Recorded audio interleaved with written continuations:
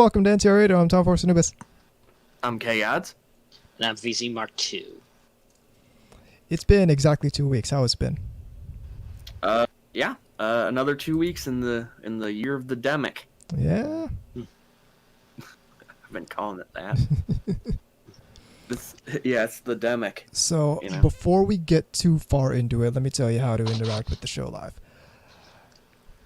You hit up ntrradio.net, you click on the live chat link, and you go to the page there and enter your name there and click the button there. That'll bring you into the IRC channel. Alternatively, you can take your favorite IRC client, you point it at irc.ryzen.net, and join us in the # SLC media channel. In addition, you can get at us on Twitter at TAnubis, at VZMK2, at immortal_KGods, and as always, the email address to get involved with the show is ntrradio@gmail.com. Please forward all junk mail to nigerianscam.no. So stuff's been opening. Things have been opening back up around here, and I finally got my ass out to the retro toy and game store that has a whole lot of gunpla, incidentally, and got myself a master grade RX-78-5. Oh, I used to have that one. So it's pretty good for an older master grade. And I like the design. I'm a big fan of it takes the regular ass RX-78-2 design and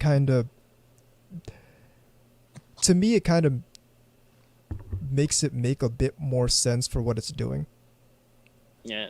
Just don't expect much of a skeleton. Yeah, no, I'm not expecting a big robust internal frame. No. Yeah, I thought you were gonna get the Marasai.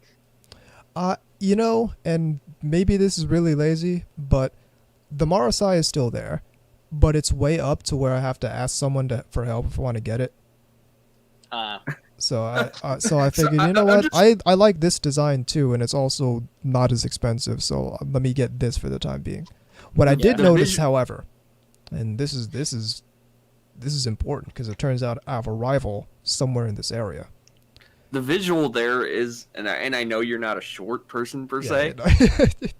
So the visual there was actually you being short and you needing a footstool and kind of hopping up hey, give me that. But no, check this out.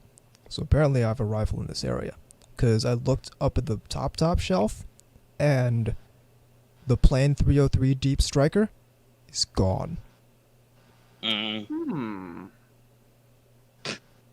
Which means that I have to get myself an extra $100-something of disposable income at some point so I can snap up the master grade EXS before someone else gets that. So what you really need to do is see about if you're the first person to get tickets for that sequel to the Top Gun movie or in your area, and find out if this person is kind of really about moving that in life. on your territory. Yeah. I'm actually having a master grade coming in tomorrow. Oh yeah, which one? Gyaradogo. All right, not bad. It's a nice design. I want to get if they ever get it in stock again. Kind of want to get the Turn A. See, I like the Turn A's concept, but I don't like its design. I like it for just being weird. But not too weird. That's basically I like the weird aspects of it, but that doesn't carry over into me liking the design. Needs more toilet. No, that's G-Self. Yeah, that's like every mobile suit in Reconquista. And it also needs one of those old school, sort of rich person's house phones. Those old school kind of rotary phones. Yep. Where the butler's sitting there and has it on a pillow. Yeah. Speaking of which, I actually watched the Reconquista in G movie, which is literally, it's basically the first 4 or 5 episodes, just marathoning that. So how did Tomino make this fucking weird? No, it's just straightforward. It's just literally like watching. It's literally like watching the first 4 or 5 episodes. Okay, does it do the weird thing where how and like the G self has more eye detail? That's it. Okay, no, that's not what I was gonna say. I was gonna say, does it do the weird thing that sort of Unicorn did, where it just has cuts in weird places? When they move that to a TV format, it just sort of like.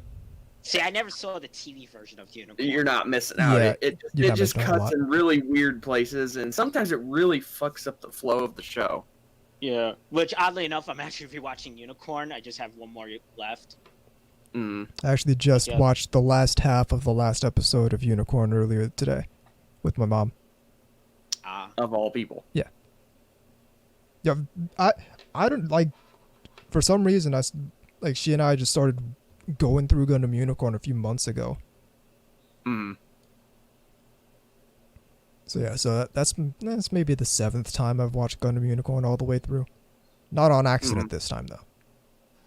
Yeah, I imagine sometimes you're sitting there and just like, it's that time again. Like you hear like some sort of metaphorical little triangle in your head, like ding, ding, ding, ding, ding. Yeah, I should watch Gundam Unicorn. Well, what really ends up happening is just sitting there and like stroking your facial hair, like. What really ends up happening is I want to see the Xeon remnants battling Torrington again. So I'll watch episode 4 and then yeah. Like, 3 hours later. I also downloaded. I want to see full frontal barrel into that meteor shower. So I downloaded some other Tomino stuff. I downloaded Turn A. And something else more infamous. Was telling Anubis this before. You want to take a guess, K-Gods? Garze's Wing? No, I've seen that. Well, yeah. That doesn't mean it isn't infamous. Yeah, I'm on. What's his other most infamous? In the fucking chat. That was funny. Brain powered. Oh, okay, yeah. The sort of Tomino's trying to cut in on Evangelion's action. Yeah, even though he claims that he had the idea before Eva. To be fair, he's weird enough that's probably true. Yeah. He's like, well, to be fair, I actually saw Ideon before Evangelion was made, and. Well, here's the thing about Eva. It's actually not the most. It's kind of like how Star Wars isn't really the most original. It's just it took a bunch of tropes and it came out at the right time. Same thing about Eva. That's not putting down Eva, by the way. That's just I'm saying it's not. It's like you got the giant robots, you got the alien invader sort of thing. Angle. Well, even the psychological aspect, or the more, the dark, the pilot you got the emo main character. Yeah. No, you're right. You're exactly right. I was sort of trying to be funny. The reluctant character that's been all done before. Well, yeah. Insert Simpsons did it jokes here. Yeah. Yeah, Ava just put it all together in one package. The thing that was new, which was... see, people don't get this. You guys get it because you have working brains. What was spanking it over Asuka's comatose? No, that was definitely besides that. The using of the Christian imagery as as a design, and even that you could argue isn't really necessarily new. No, but I'm just saying for the thing that people don't get is like. It's just they chose an aesthetic to base their the name terminology for in the show. Novu. Yeah, it's like no, but if you really want to rack your brain a little bit, there's a website out there. It's been there forever and it's still there, called Ava Geeks. Oh Jesus. Oh yeah, I know. Like, you want to hear some ancient alien shit that people actually believe? Like, yeah, like go there. It has got to be the biggest douchebag, pretentious, art house goofball bullshit. Like, you could I bet they all look like that dude in the hat. That's a that we throwback. talked about. Yeah, exactly. To like one of the early episodes, we had for those who are new, we had an episode about this guy wearing this beret indoors that looked just like a total chode. Okay, we didn't have an episode about the guy. Oh no! Let's be accurate. No, but that was the title of an episode, and we did mention the guy. But the thing about Ava and like this is where I start to get bothered. Well, is where it starts to bother me when people try like take the religious symbology of Evangelion seriously, and it's like, what does it all mean? It kind of falls apart. Yeah, I'd explain to someone in art school about like, it doesn't mean they want to be Christian. It's just, it's just an aesthetic. It's like martial arts movies that have like vaguely, completely bullshit Buddhist stuff that doesn't make sense. And then the Dead Sea Scrolls and Chairman Keel is the wandering Jew. It's like, what? To be fair, that illusion actually does appear to have some significance to it. I mean, really. Sure.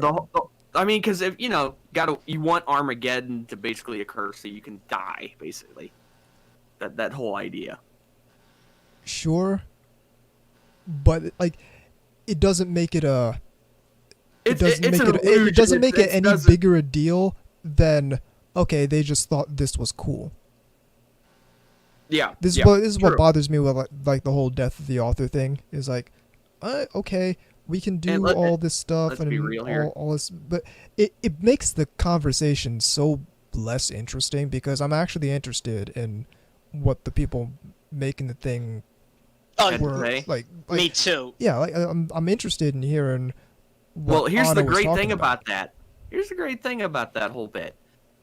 If you read 3 different interviews with Anno, even in the same year, he'll tell you 3 different things. Yeah, and that's hella interesting.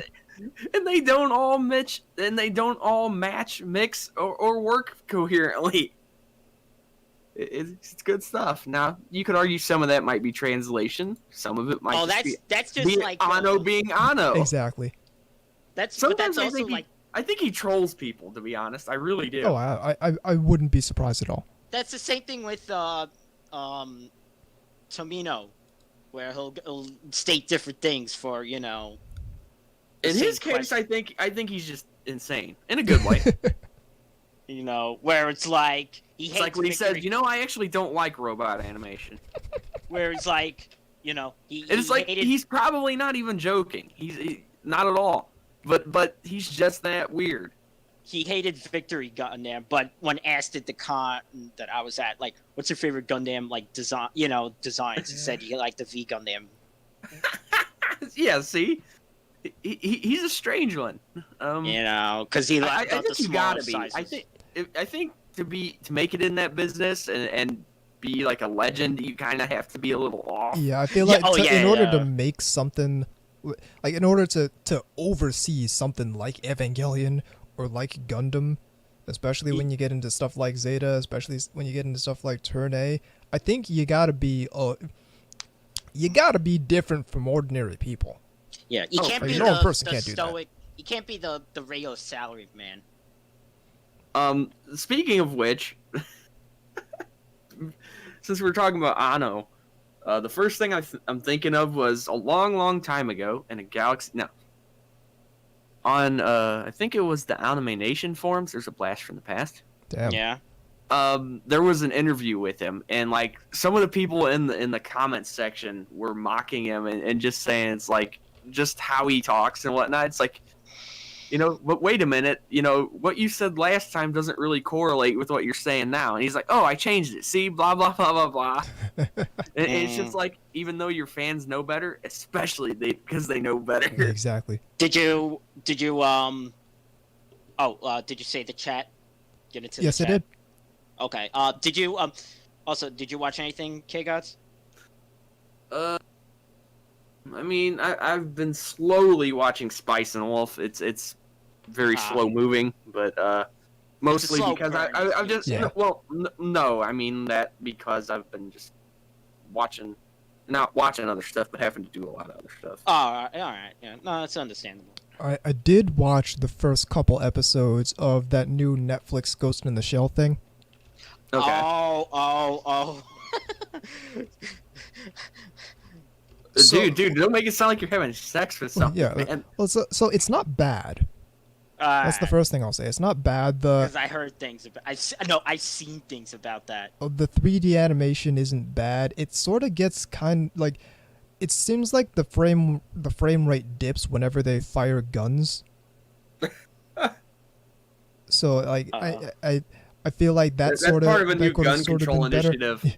But I just saw the video of the guy that was naked, like doing the weird flips. yeah, I don't think I got that far. Oh, okay. How many episodes is it? It is 12 episodes. Oh, okay. We should so it's we like should basically- point out, since we're talking all about Evangelion so much, Happy Father's Day. Gendo, #1 dad. Well, we Don't could you- also mention. We could also mention Ava during During Mother's Day? whenever Mother's Day. Yeah. Yeah. Well, It's an anime for the whole family. yep. Just like Onichichi. But yeah, it's kind of weird the storyline and the setting sort of thing they're going for, because it's, and as I'll keep in mind I'm only 2 episodes in, so I don't know if this is the main story or anything like that, but it's this sort of, it's 2045 and there's like worldwide economic collapse. And They're a little late. currency is it's like a very modern day series, but that's kind of a bad thing, because like the people they're fighting, It's gonna age like sour milk. like, Yeah. the people they're fighting against are like, they're like the destitute dregs of society who are rebelling against the 1%, and that's not me interpreting it. They say the 1% a whole lot. So it's basically Western pandering. The Ava, the Western pandering edition. Yeah, kinda.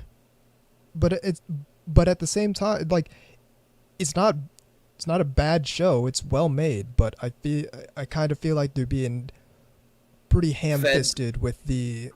It's like, hey, we saw Bernie Sanders rally, and Oh yeah, it's like, so the first couple episodes they're going up against this like insurgent group who are actually a bunch of like college football people who are now, Sorry. this isn't a joke, who are now like, they've now become rebels against the society because Oh, of God. student loans.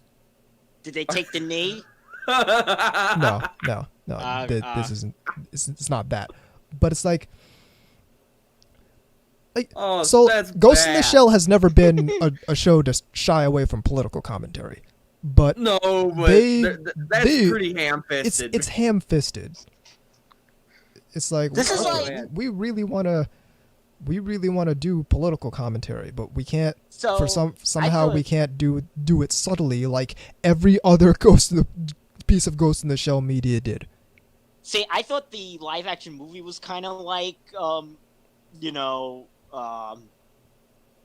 the lack of subtlety or the lack of nuance. Oh, absolutely.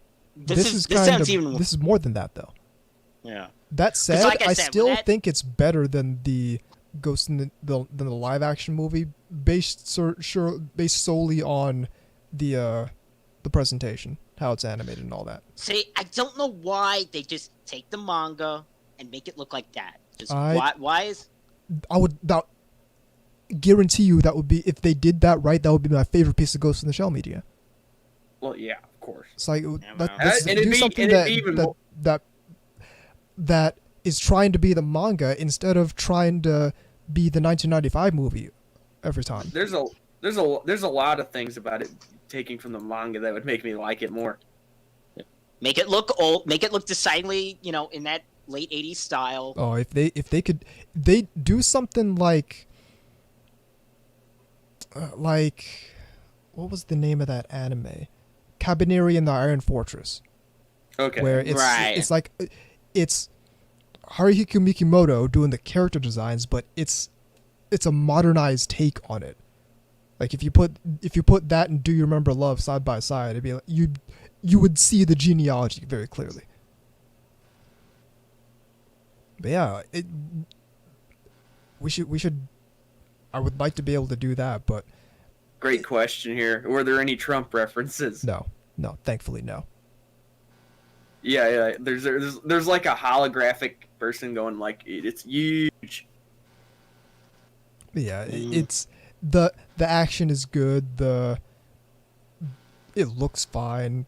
I know some people have problems with the CG, of course, but listen, CG in anime has come a long way, and this one looks fine. See, this is directed by the guy that I've always brought up. That he's secretly like the hero of the hero nobody knew of 80s Saturday morning or weekdays, and that's Shinji Aramaki. Yes, sir. Because he worked on so many things, but it's like that man is a great designer, but not really known for great directing. I will say if he designed the Tachikomas in Ghost in the Shell SAC 2045, then I prefer the ones in Standalone Complex, the TV series. Great bit of commentary here. No Trump references, thank goodness. The scope of the story changes a few episodes in after the naked dude. LOL. Okay, I guess I have to get to the naked dude. I guess that's the... I think we would be bridge. remiss if we didn't talk about something else that happened during this time in the demic, and that's the release of a game that seems to be pissing people off. Oh, The Last of Us 2? Yes. Nice. I'll be very real. I'll keep it a stack. I do intend to play the first Last of Us, because mostly on recommendation from my dad, but what I'm hearing about The Last of Us 2 is not making me feel very good about it, and not even necessarily just on a content sort of framework, but I am kind of sick and tired of games that focus so heavily on the story. I'm kind of tired of it.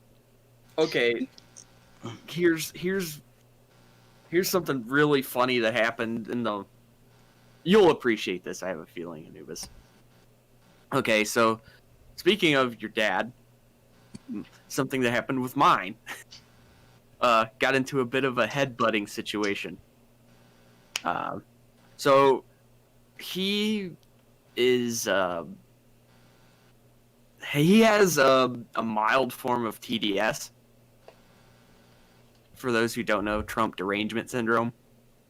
Like, so anytime he's really brought up, like, he gets like frothy at the mouth.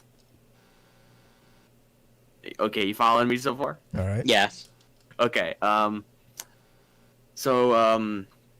Anyway, we were talking about something, and somehow he steered that conversation in that direction. I really wish he wouldn't have. Because I, A, didn't feel like talking about it, and B, I knew where it was going. Anyway, though, he got on his high horse, and and then did sort of this like really boomer thing, where he was like, well, all I can tell you is the Democrats are for the poor people and the Republicans are for the rich, and then of course I said, so you admit you're poor. He did not find that funny. That's an own goal. And it also managed to completely stop the conversation. Well, sometimes you gotta knock someone down a peg, true. When they're doing that shit, coming in all belligerent, and it's like, okay, obviously he's not poor, but he didn't like that.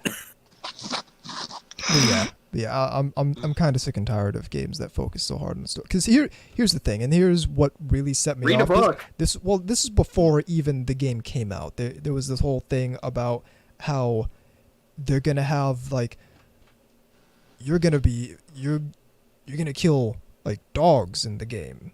Dogs attack you and you have to kill them. But then they say, but every dog has an owner, and the owner's gonna be sad if you kill their dog. And that's when I checked out. I'm like, okay, That sounds so fucking manipulative. We did this. There. Okay. Let me go off on this. There's a game called Spec Ops: The Line, and it's one of these third-person duck behind cover and shoot sort of military games, kind of in the vein of Gears of War, except you're like a special forces dude going into Dubai that just got destroyed by a sandstorm, and you're fighting like insurgents and whatnot. But the entire conceit of it is, okay, it's got this story, and it's written by some famous dude that I don't remember who it is. But here, the moment of this game is where you see, you're looking through the thermal imaging, and you see a group of, like, a mass of people, and you've got to get on the other side of them. So, and it's a real desperate situation. You're forced to use, you have a choice. Well, you don't really have a choice. You end up using white phosphorus on the mass of people, which you think are enemies, which you have no reason to believe aren't enemies. So you use the white phosphorus, it torches the whole place, and now you're going through the place, and it turns out they were all civilians, and now your other dudes were trying to save them, but now you've killed them all horrifically and burning white phosphorus, and like the game berates you for that for the rest of the game. Okay, so yeah, well, let's not pretend shit like that doesn't happen. Well, let's not pretend shit like that doesn't happen, but if you're gonna shit on me for making a shitty choice in the video game, make me actually have a choice to do that. Don't do this shit where you force something on me from a gameplay perspective, and then try and make me feel bad about it from a story perspective. Do you want me to play your fucking game or not? I heard that basically stores aren't taking returns for this game. That's hilarious. Yep. Did anybody see like the Korean guy playing it and then breaking it? No, I didn't. Oh, that's funny. I'm so done with the paradigm of. I never even heard about the first one. It was a modern. huge game for the PlayStation. I think the PlayStation 3 originally, then it got remastered for the PS4. But it was one of the huge titles, and I mean, I've heard very little bad about the first game. Like everyone I've interacted with who's played that game has recommended it. I have no reason to believe it's not a good game, but at the same time, I am done with manipulative storytelling in video games. Give me a choice to do the bad thing, and then shit on me if you're doing the bad thing. Well, here's the thing, and here's what's hilarious. You know how everyone shits on Call of Duty for having a terrible story? Call of Duty does the shit better than whatever this is. Okay, so in the newest Call of Duty Modern Warfare, you're given a choice. You're trying to interrogate this guy, and you're working with like the Russian mafia, trying to interrogate this terrorist dude because he stole some gas.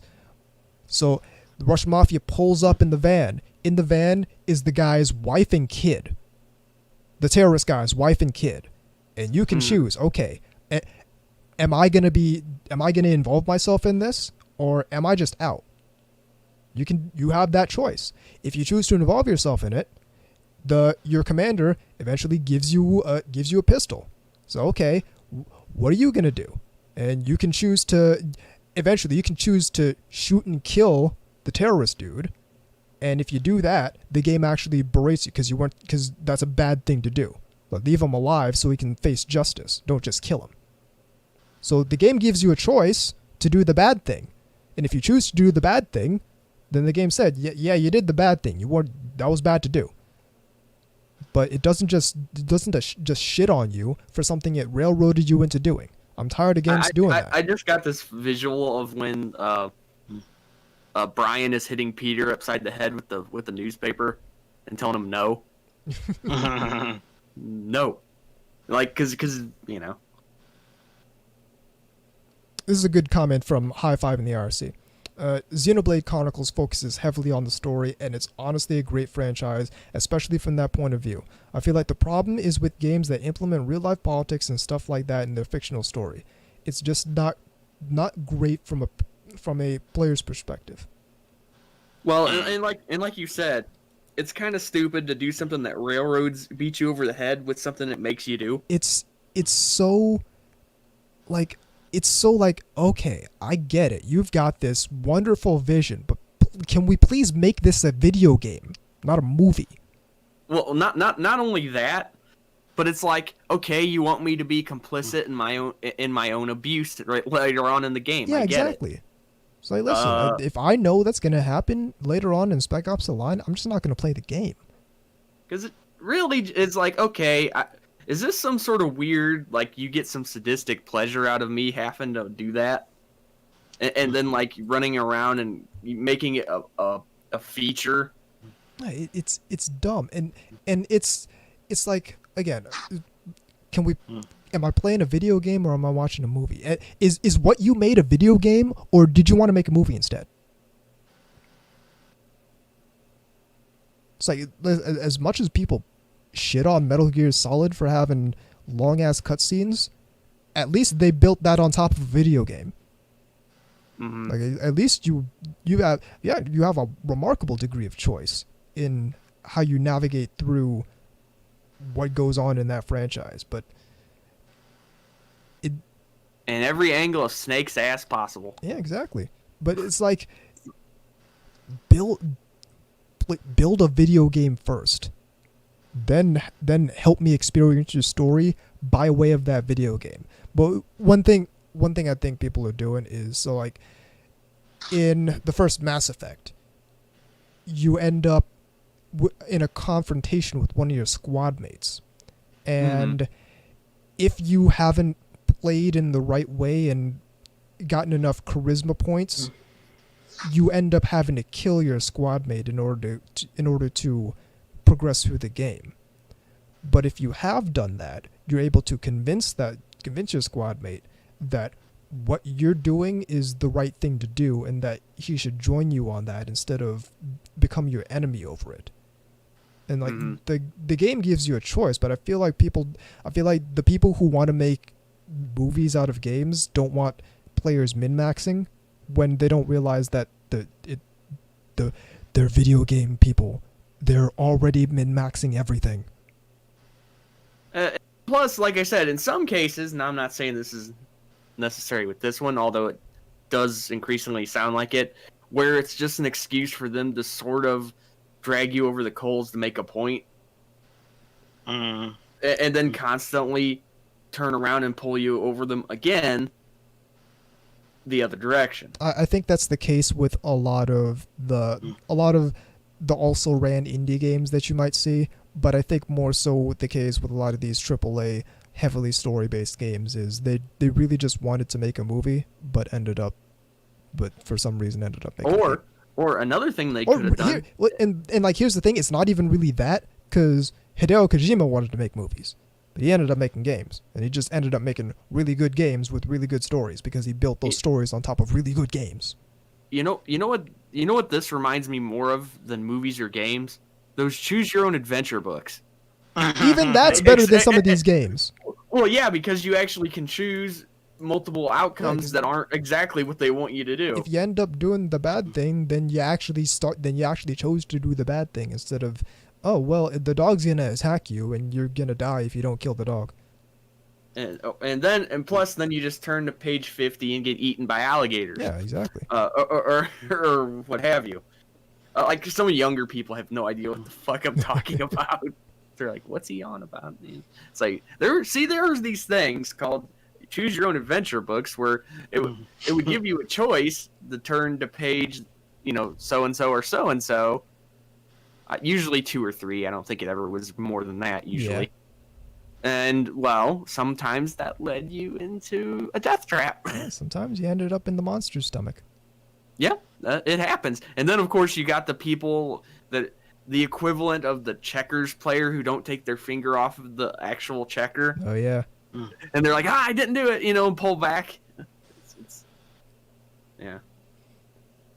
But yeah, that's my thing. Yeah, okay. Build your visual novels are better because unlike choose your own adventure books, they have boobs. Not only do I agree with that, but they also usually have sex scenes in general. Wow. And not like sex scenes in the new game. yeah. Which was another yeah. Oh yeah. Hell, even Mass Effect did that better. The cringy thing about that is the self-insert. Just here's the trick to, and I'm not really saying this, I'm joking, but be Mass Effect. Be the first 3 Mass Effect games. If you're really about that life, doing your story in games thing. Give the players some choice and actually make an appealing game. Don't just berate the player for doing something where the only other choice is stop playing the game. In which case, a lot of people might. In which case, yeah, some might. It's like, hey, you did this, and then they're just berating you the rest of the game for doing it. I can always fire up an older game. Yeah. What? So, what's Sonic Adventure doing right now? Yeah, exactly. Oh no. Well, at least it isn't getting stuck in Carnival Night. Fuck that fucking barrel. I don't think that was ever a problem except maybe once for me. Well, because I was able to figure it out. Yeah, because you figured it out. Unlike me, who I must have actually timed out like 5 times before giving up. He's just like, I think I must have just drank like derp juice or something. Nobody's around to tell me. Like the first person who told me, I didn't believe them. Yeah, because it sounds almost ridiculous. Like, that's completely. You just press up and press down. I don't believe you. I don't think. Yeah, exactly. That's just goofy. That's much like the original Teenage Mutant Ninja Turtles game, where you can just walk over it. Where it's like if somebody just told you that, you'd be like, "What? What do you mean?" No, you can just walk over it. Just keep walking toward it and don't take your hand off of it. Yeah. Most of us have seen the video, the Angry Video Game Nerd thing. And being from that same age group, I knew exactly what he was talking about. Because it was like, yeah, that was a real dick move, wasn't it? There's a few games that were like that just like especially back in those days when everything was cryptic and you just couldn't hop on the net. Just look it up. Yeah, you couldn't just go to like GameFAQs or wherever, or an Atlas or anything like that. You're just sort of like, okay, I just gotta try stuff. You get stuff. Here's how sad it used to be: getting finishing moves on Mortal Kombat from people at the arcades, because the only other way would be to buy like gamer magazines and shit. Oh, I used to have a ton of those to just try to figure out tips and tricks. But tips and tricks. Oh, jeez, I remember that. You had a bunch of different ones. I mean, besides your big ones, you had like besides Nintendo Power or Game Informer, and you had EGM and all that kind of stuff. Game Fan. Yep. I mean, there were so many of them. Game Pro. Yeah, Game Pro. That was the other one. Which had those iconic review faces. Like the 5 looked like the dude was tweaking out on something, just like got electrocuted. Anyway, we can bring those back. Yeah. We are up against the break, however. So keep it right here on NTR Radio. Up next, we're talking our top 15 shameless ecchi anime. Keep it right here on NTR Radio.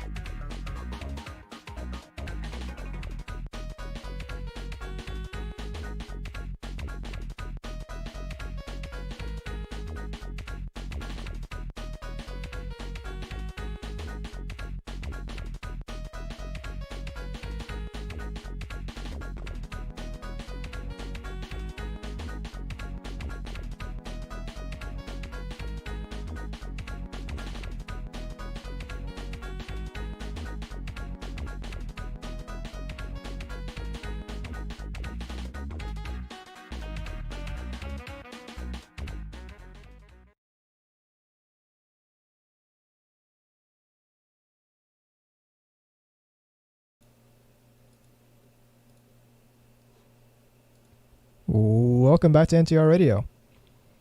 So this one was one of my creations, my ideas. We've talked about this one for a while.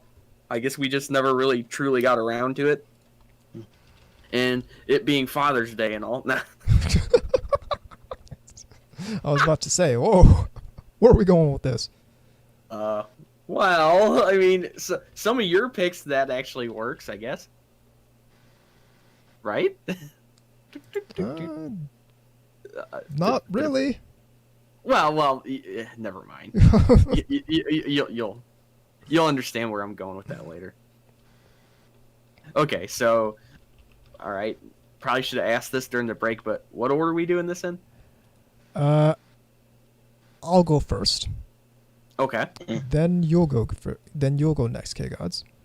Okay. And then VZ will go. All right. And we'll do that 5 times, and that'll be the show. So we're talking about our collective top 15 shameless ecchi anime. And when we say shameless, we mean stuff that it's not like something that just sort of happens on the periphery. It's actually written into the show as being a key element. Yeah, it's unapologetic about it. Yeah. Or at least at very least it's, you know, it knows what it is. It's self-aware what it is. Yeah. Yes. And not like sort of a yeah, because there's some shows that will have like a moment here and there. In fact, a lot of them do. Just ask anybody who screen caps a lot. They're the ones who get them. But we're not talking about that. We're talking about in many cases. Well, you should probably you should probably talk about yours first. Okay, so the first one on my list is Yosuga no Sora. Interesting you led off with that. But now do you understand why I made the Father's Day joke? I'm still lost. I must have missed something. Oh, well, I get that, but he's not her dad. Well, no, it's just a sick joke. But so Yosuga no Sora, it's funny because like there's a lot of things that are funny about it. Yeah. Like we can tie this back to an old episode where you had a friend who in their infinite wisdom thought you would have a censored version of this. I need to rewatch the show someday. Oh, it's really good. It's really good. So, I saw it years ago, but I need to rewatch it. So everyone remembers Ori-Imo as like starting the whole brother-sister anime sort of paradigm. Yes. But Yosuga no Sora was happening at the exact same time. Yeah, and is how do we say what's hinted at in that show is actually shown in this one? What we get hinted at Ori-Imo is actually just straight up what Yosuga no Sora is. Yeah, it's not only are they siblings, but they're very it's very twin cesty, you know. And what Yusuke no Sora also kind of did was it was going off of the same paradigm as Amagami SS, which was also happening at the same time. You're probably talking about the arcs, right? Yeah, so The omnibus, they call it. Yeah, so instead of just being one full show that you kind of watch beginning to end, Yusuke no Sora is... So it does kind of something kind of different from Amagami SS, where Amagami SS resets every 4 episodes. Yusuke no Sora branches. So episode 1 is like the common arc. Episode 2 kind of branches off this way. Episode 3 goes for this character, and then the next 2 episodes are that character, and then it resets back to joining for episode 2 for the other character and stuff like that. But what really sets Yusuke no Sora apart is that it just straight up has full-blown sex in it. Yeah. And again, pretty shameless about it. Yeah, about as close as you can get without it actually being classified as a hentai. And I can tell you exactly why it didn't cause the controversy then that it would have if it because came out it wasn't being promoted. Exactly, it wasn't. It was like just before the whole license everything for streaming. Right. Yeah. This was 2010. Yeah. Not only that, but I don't think that would have been a high priority promotion anyway. They probably would have. They probably would have put that on the back burner. That would not have been their first, second, or third, or 10th choice for high promotion. Or maybe in their infinite wisdom they would have played the censored version. Just saying. So, I remember the animation being quite good at some scenes too. It's really good. Like it's a legit good anime. Mm-hmm. Like the art's very, very good. The character designs are very good. The animation is very good. It's altogether a well put together anime. It's just also a sex anime, a harem sex visual novel anime. We should point out Media Blasters put this out. Yeah, so a lot of people missed this in this first run. It ran from October to December 2010. Studio Field did this, and Studio Field is infamous for putting together really well done ecchi anime. Which just gonna give foreshadowing now. They're gonna show up again. Yes, sir. Oh, listen, the 2 on my list that are from Field. Yeah, so you're gonna see a pattern here. So I will say this: I've always thought that I mean, it's hard to talk about these shows without getting too spoilerific, so I'm gonna do the best that I can here. Yeah. This is one of those tragic car accident anime type deals. Yeah. Which that seems to be a weird trope in this sort of thing. I'm not sure if there's like some sort of Japanese-ness to that. I feel like that's just like the easiest way to get siblings on their own. So like nobody's wondering, oh, where are the parents? Oh, they're. You mean like we do in every other anime? Yeah, exactly. Oh, and just gonna go on record. Sora is very cute. She's very. They still very release attractive. her figures. I have one in stock. Shinikiba.moe. It It's a is. really good figure, made by Alpha Max, I think. Really Is good that the figure. one in the chair? No, I want to Okay, get that one. That's no, the one I have is she's wearing pantyhose and lifting her skirt up. Okay, I know that one. Oh too. yeah, good stuff. So yeah, it's recommended if you. It's sort of a blast from the past that's come up right now. I don't know that anyone's streaming it. Let me check. Yeah. Good point. I mean, I could if see you, somewhere. if you want the Blu-ray, the DVD, you can hit up Media Blasters, but I don't think anyone. No. Whoa. This is streaming on Crunchyroll. Is it seriously? Yeah. Is that the censored version? I don't know. That's funny. Okay.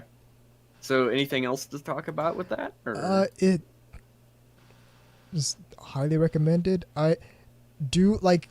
Obviously, Sora's arc is the best. I think we can all agree on that.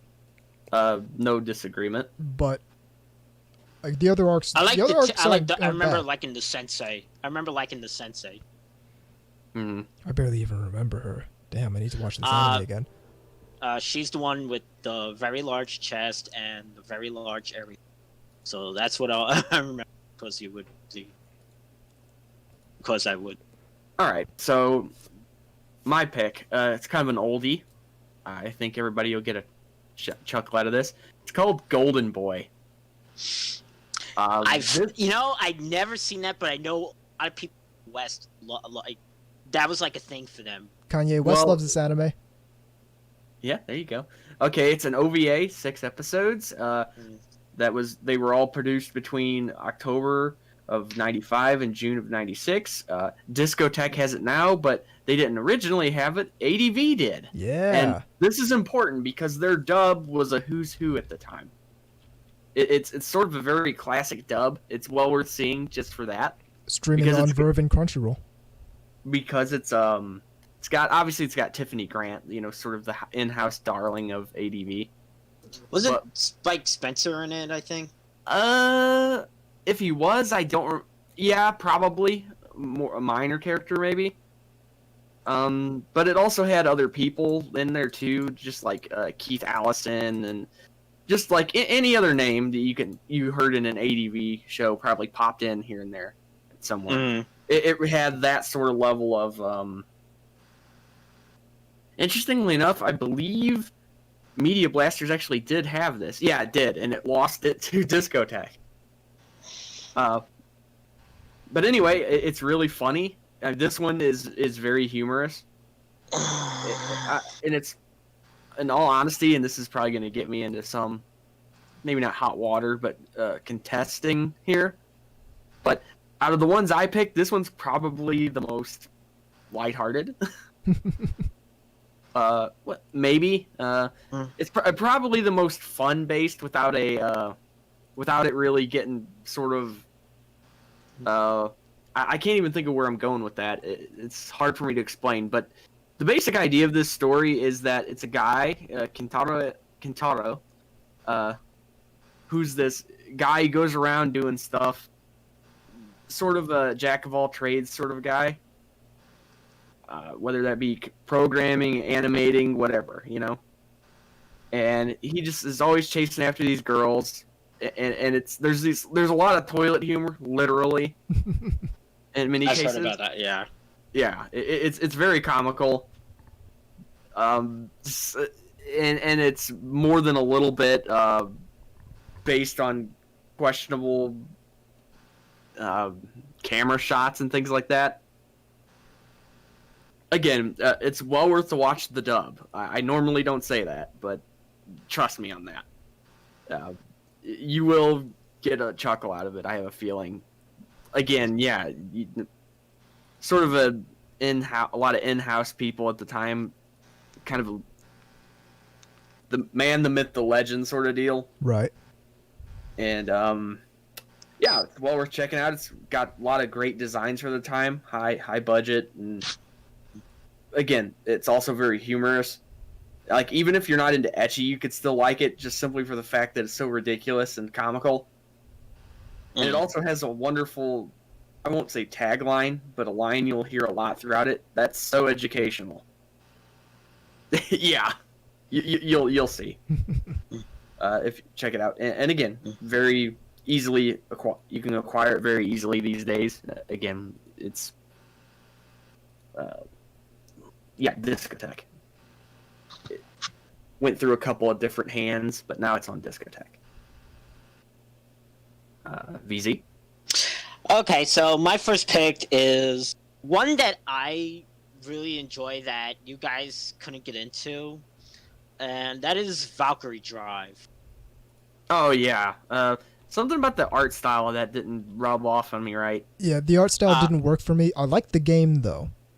Oh, see, I actually like the art style for this. Especially one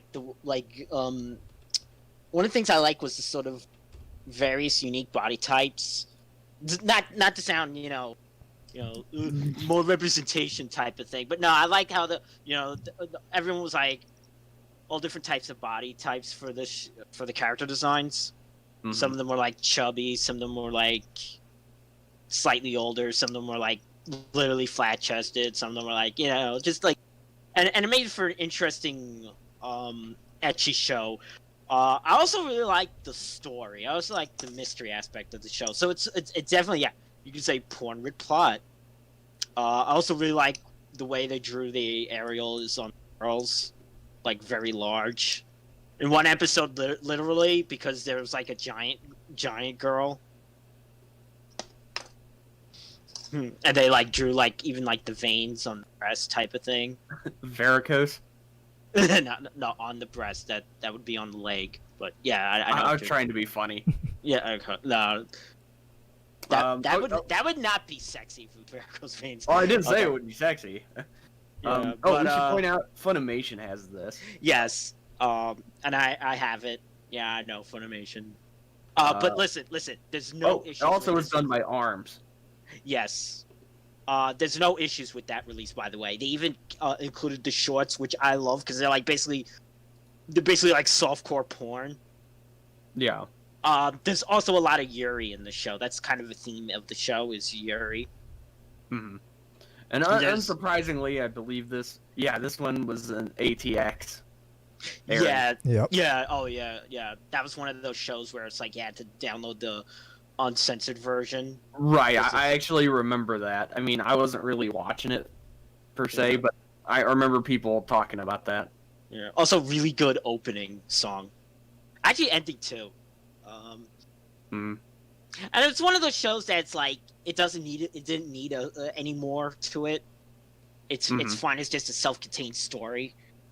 You gotta love the plot description here, though. It's fantastic. These girls are divided into two classes: X-Tars, who can transform into weapons when sexually aroused, Yes.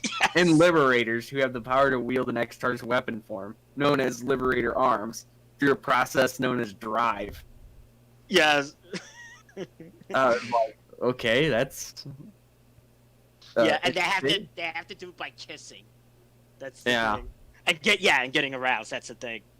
And you see their like nipples get erect and all that. Yeah, it's very. Yeah, I distinctly remember there are a lot of, not memes, but goofy snaps of it that people were passing around. Yeah. So it's one I recommend, and yeah, shameless, but surprisingly interesting story too. So. Okay, passing the ball to Anubis. All right. My next pick is Amagami SS, which at first glance does not come off as an ecchi anime, but the way they do it is just like you know what they're trying to get at. Oh, sure. Right. Like it's like a healthy young man's ecchi anime. Yeah, but it's a lot more. I remember it being more subtle. It's very subtle, and that kind of makes it better. Mm-hmm. You know what I really liked about that show, and another one I'll bring up later. I really like the sort of the character designs where it's like the most. I don't want to say like too like realistic. It's down to earth. Yeah, down to earth. Yeah, and like that's the whole blacks. thing. So it's like you're coming like contrast with something like Valkyrie Drive, which is way over the top. Yeah. Amagami SS is down to earth and still managed to be extremely horny. This one's an AIC. Yes.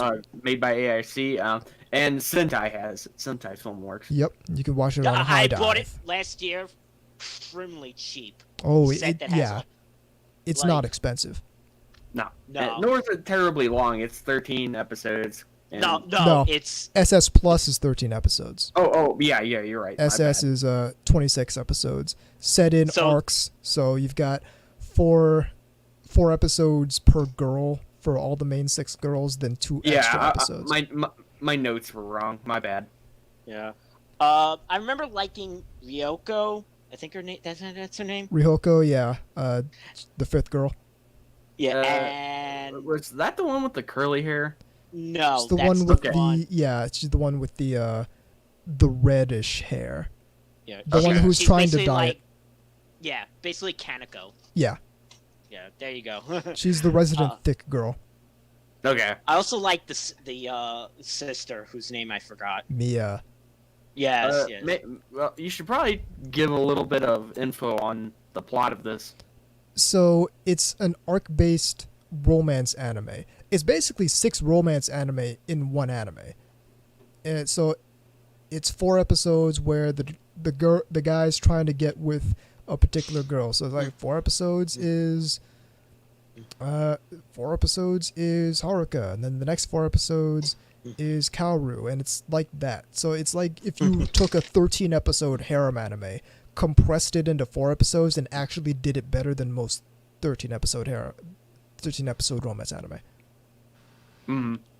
And like you said, the art style, I don't want to call it simple because that makes it sound like it's not well done or something. What I mean is it doesn't feel like it needs to be terribly flashy. Exactly. It's not very flashy, but what it does embellish, it does a really good job at it. So there's this part in episode 3 where I actually have seen the first arc of it. Yeah, so you'll remember this. There's this part of episode 3 where Homeboy and Haruka are they're sneaking away from class to kiss. Right. Oh, are you talking about like where he runs his finger? No. So they're I know what you're talking about. They're in the pump shed, and I like the name of that, the pump shed. like that is just wonderful. The pump shed. So they're in the shed, and Haruka's weird, so she's not gonna let him kiss her on the lips. That's too simplistic. Sure. He's got to come up with an interesting place to kiss her, so he chooses the back of her knee. Yeah, And it seems really weird, and it is really weird, but the way they present this scene is possibly one of the horniest scenes in the past 10 years of anime. Like you've got the zoom in on the back of her legs, you've got the close up on the front of her, you've got the close up of how she's reacting to it, and she's kind of squirming around, and then Homeboy tries to run his head further up her leg, and it's just concentrated horny. It's like healthy young man horny. Like every guy's like, yeah, I know about that. Yeah, it's like so every dude's like, yeah, I would have done the same thing. Ecchi. It really is educational. The thinking man's ecchi. The thinking man's ecchi, yeah. I would say more than that, it's more tasteful, I guess. It's extremely tasteful. As opposed to some of the ones I'm going to drop here. Well, as opposed to some of the ones we've got later on, but Yeah. I mean, Golden Boy is actually fairly tasteful compared to some of the ones I'm gonna drop later too.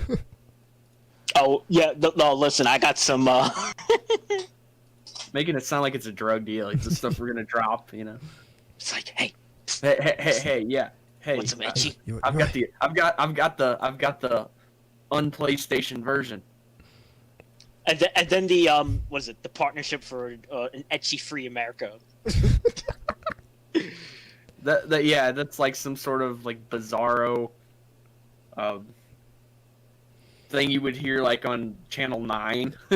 Yeah, Burgermeister in the RRC brings up a couple one that we've mentioned. Winners don't do ecchi. One that they're going to mention, as well as Seiren, which is kind of a spiritual successor, and it does kind of the same thing, but the production quality is not quite as good as Amagami SS. Yeah, Saren now, was kind of forgettable compared to... Wasn't Saren the one with the blonde girl with the large chest that they were parading around? Or am I thinking of a different show? I don't think that's the one. Okay, hang on. Sometimes it's hard to remember what show is what.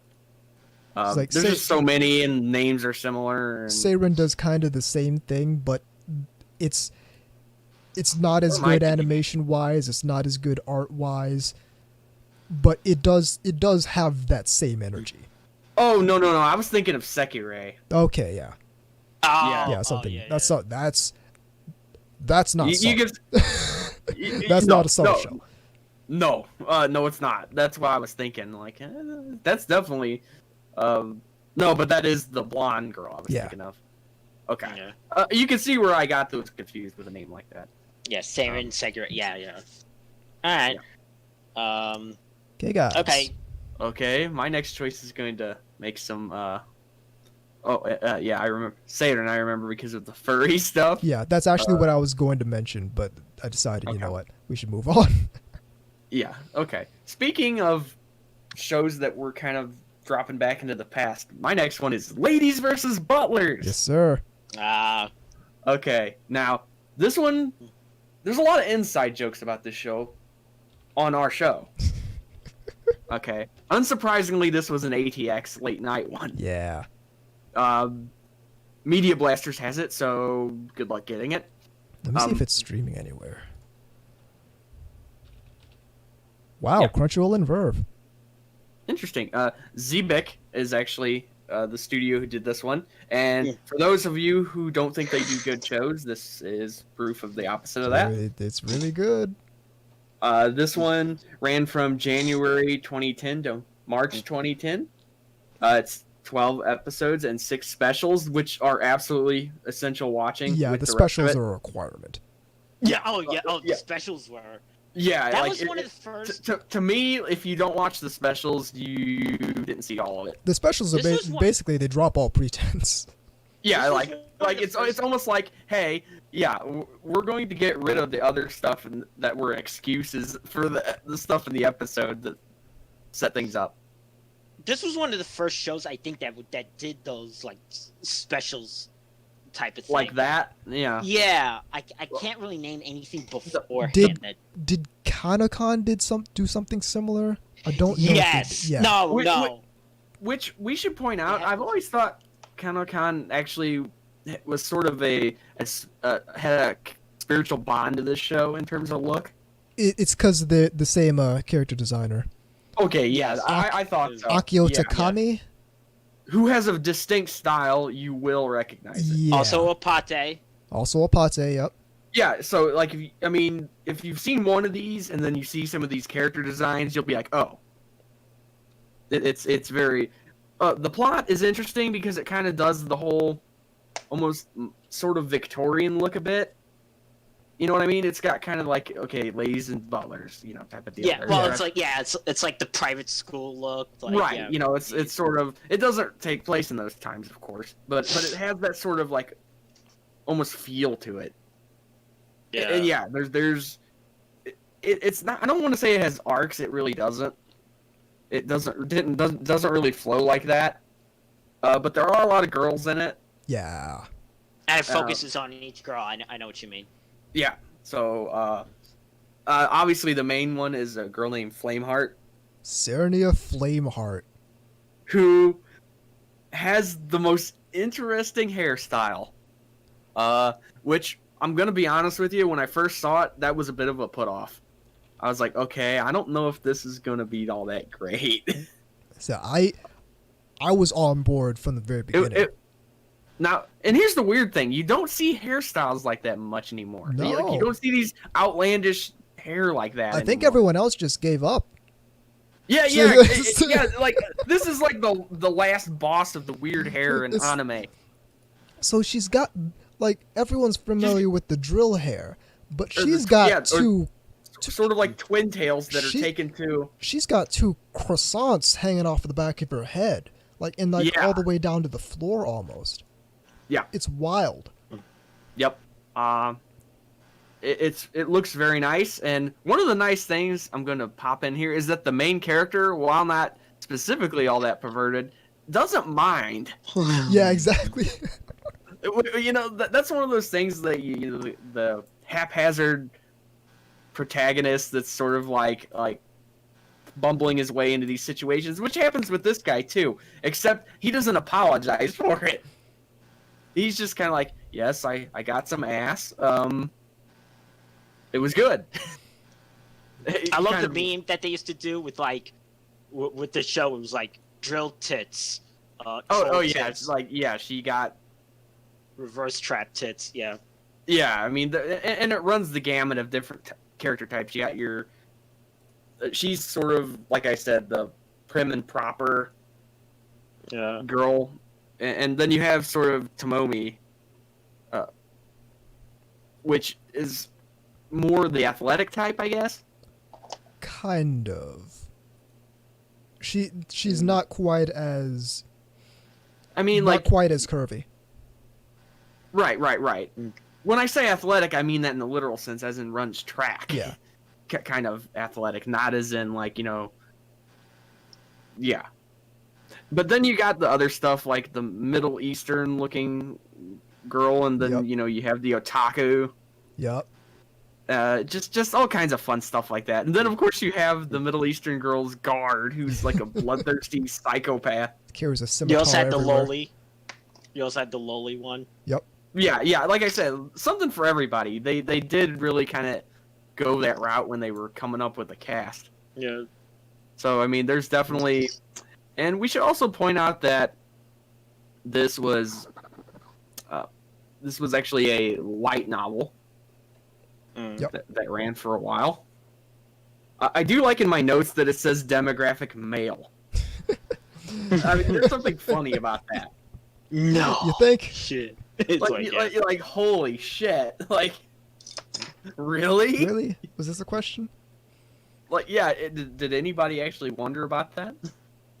Yeah. And it, it was featured in a magazine that anybody who's really into all this, Dengeki Moeo. Yep. That's the manga. Yeah. Right. But my point is that's a monthly comic that most people that are into moe or bishoujo kind of stuff are familiar with, I would think. Maybe not. I mean, I don't know if does anybody actually put that out here? I don't think so. I think you need to import that. Yeah, you need to get at someone like J-List or someone like that. Which, if you like it, it's definitely worth doing. Oh, by yeah. the way, you know, it's anyway. That is my second pick. I enjoyed it quite a bit. We should also point out that it has an interesting history in the time that between when it first aired versus when we actually domestically got it. Which, to understand why that's funny, is I think before this show even started, I'd have to double check. Let me look. Yeah. Before we even started this podcast, this aired. Yeah. And just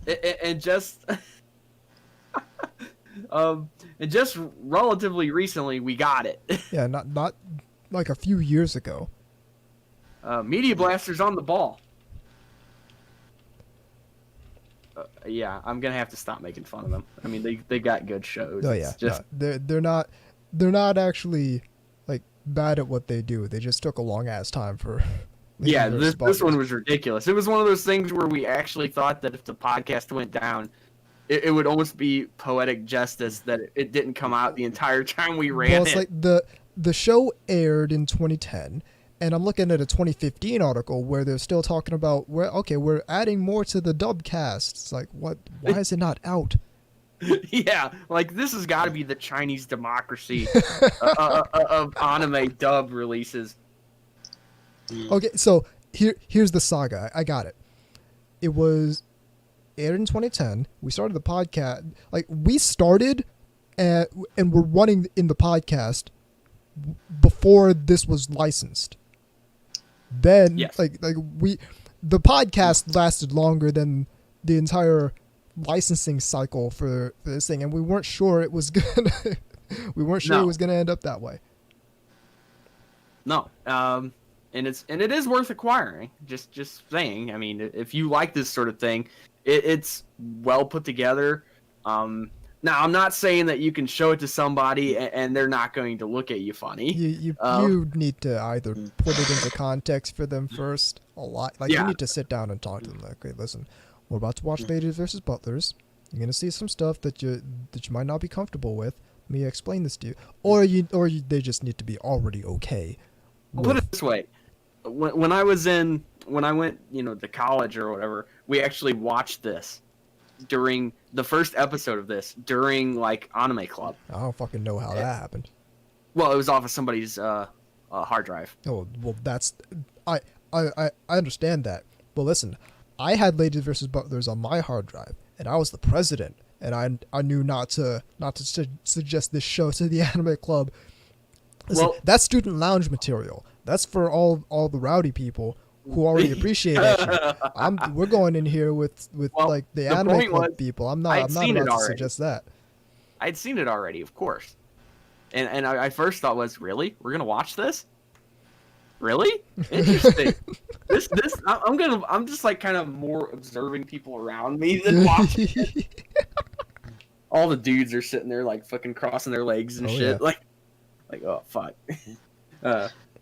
Anyway, it was entertaining. Okay, so I should go. BZ, you're up. Okay, mine's definitely shameless, with a little heart to it, and that is Please Tell Me Galco-chan. Yeah, I'll go on board. I mean, I've definitely seen this one, and it's very entertaining. Yes, definitely ecchi for this. Studio Feel, but no one has license here. Yeah, this is. I almost got to believe that there's some kind of hold up with something like that. Crunchyroll is streaming it. Okay. That's good. Yeah, and again, an ATX. Most of these are. Yeah. One of the things it's one of the things where they're visually ecchi, but there's a lot of less of what you see and more of what they say. Right. Mm-hmm. Because a lot of it is basically like period jokes, the anime. You know? which then immediately made people, well, I'm not watching that. Well, it's banned in China. One of the anime banned in China. Well, yeah, but that doesn't mean anything. It's not hard to get banned in China. It's really not. Tiananmen Square. Now we're banned in China. Yep. All billion of those people that were listening. Winnie the Pooh. Yeah, but also the other thing I appreciated, like I said with Drive, I actually like the whole varied body types thing. Again, not for social justice reasons, just for I like seeing varied body types. Just because variety. It's a genuine appreciation of the female body. Yeah, variety is the spice of life. There you go. Not I can eat everything I want and it's still cool. You have the skinny flat girl with, freckles, glasses. You have the really plump chubby one who's actually also athletic. Mm-hmm. But again, I like the fact that it shows that Galco is she looks like a slut, but she's not. Yeah, she's actually pretty wholesome. Yeah, well, that's kind of the whole theme of the show. Now, I can't remember this or not. It's been a while since I've seen this, but wasn't her sister the slutty one? I think so, yeah. She was the more, as in, on the prowl for dick, kind of. Yeah. Today they would call that, slut pride. Yeah, slut pride. And again, also not a social justice thing, really. Although, you gotta love the note here that says, she has tan skin and even bigger breasts than Galco's, who are not small. Yeah. And again, all the names are basically descriptions of what they are. Yes. Yeah, they are. Oh, there was discussion do virgins wear pads, and non-versions wear tampons. It's like that. That's the type of discussion. Now, see, why don't we have those commercials?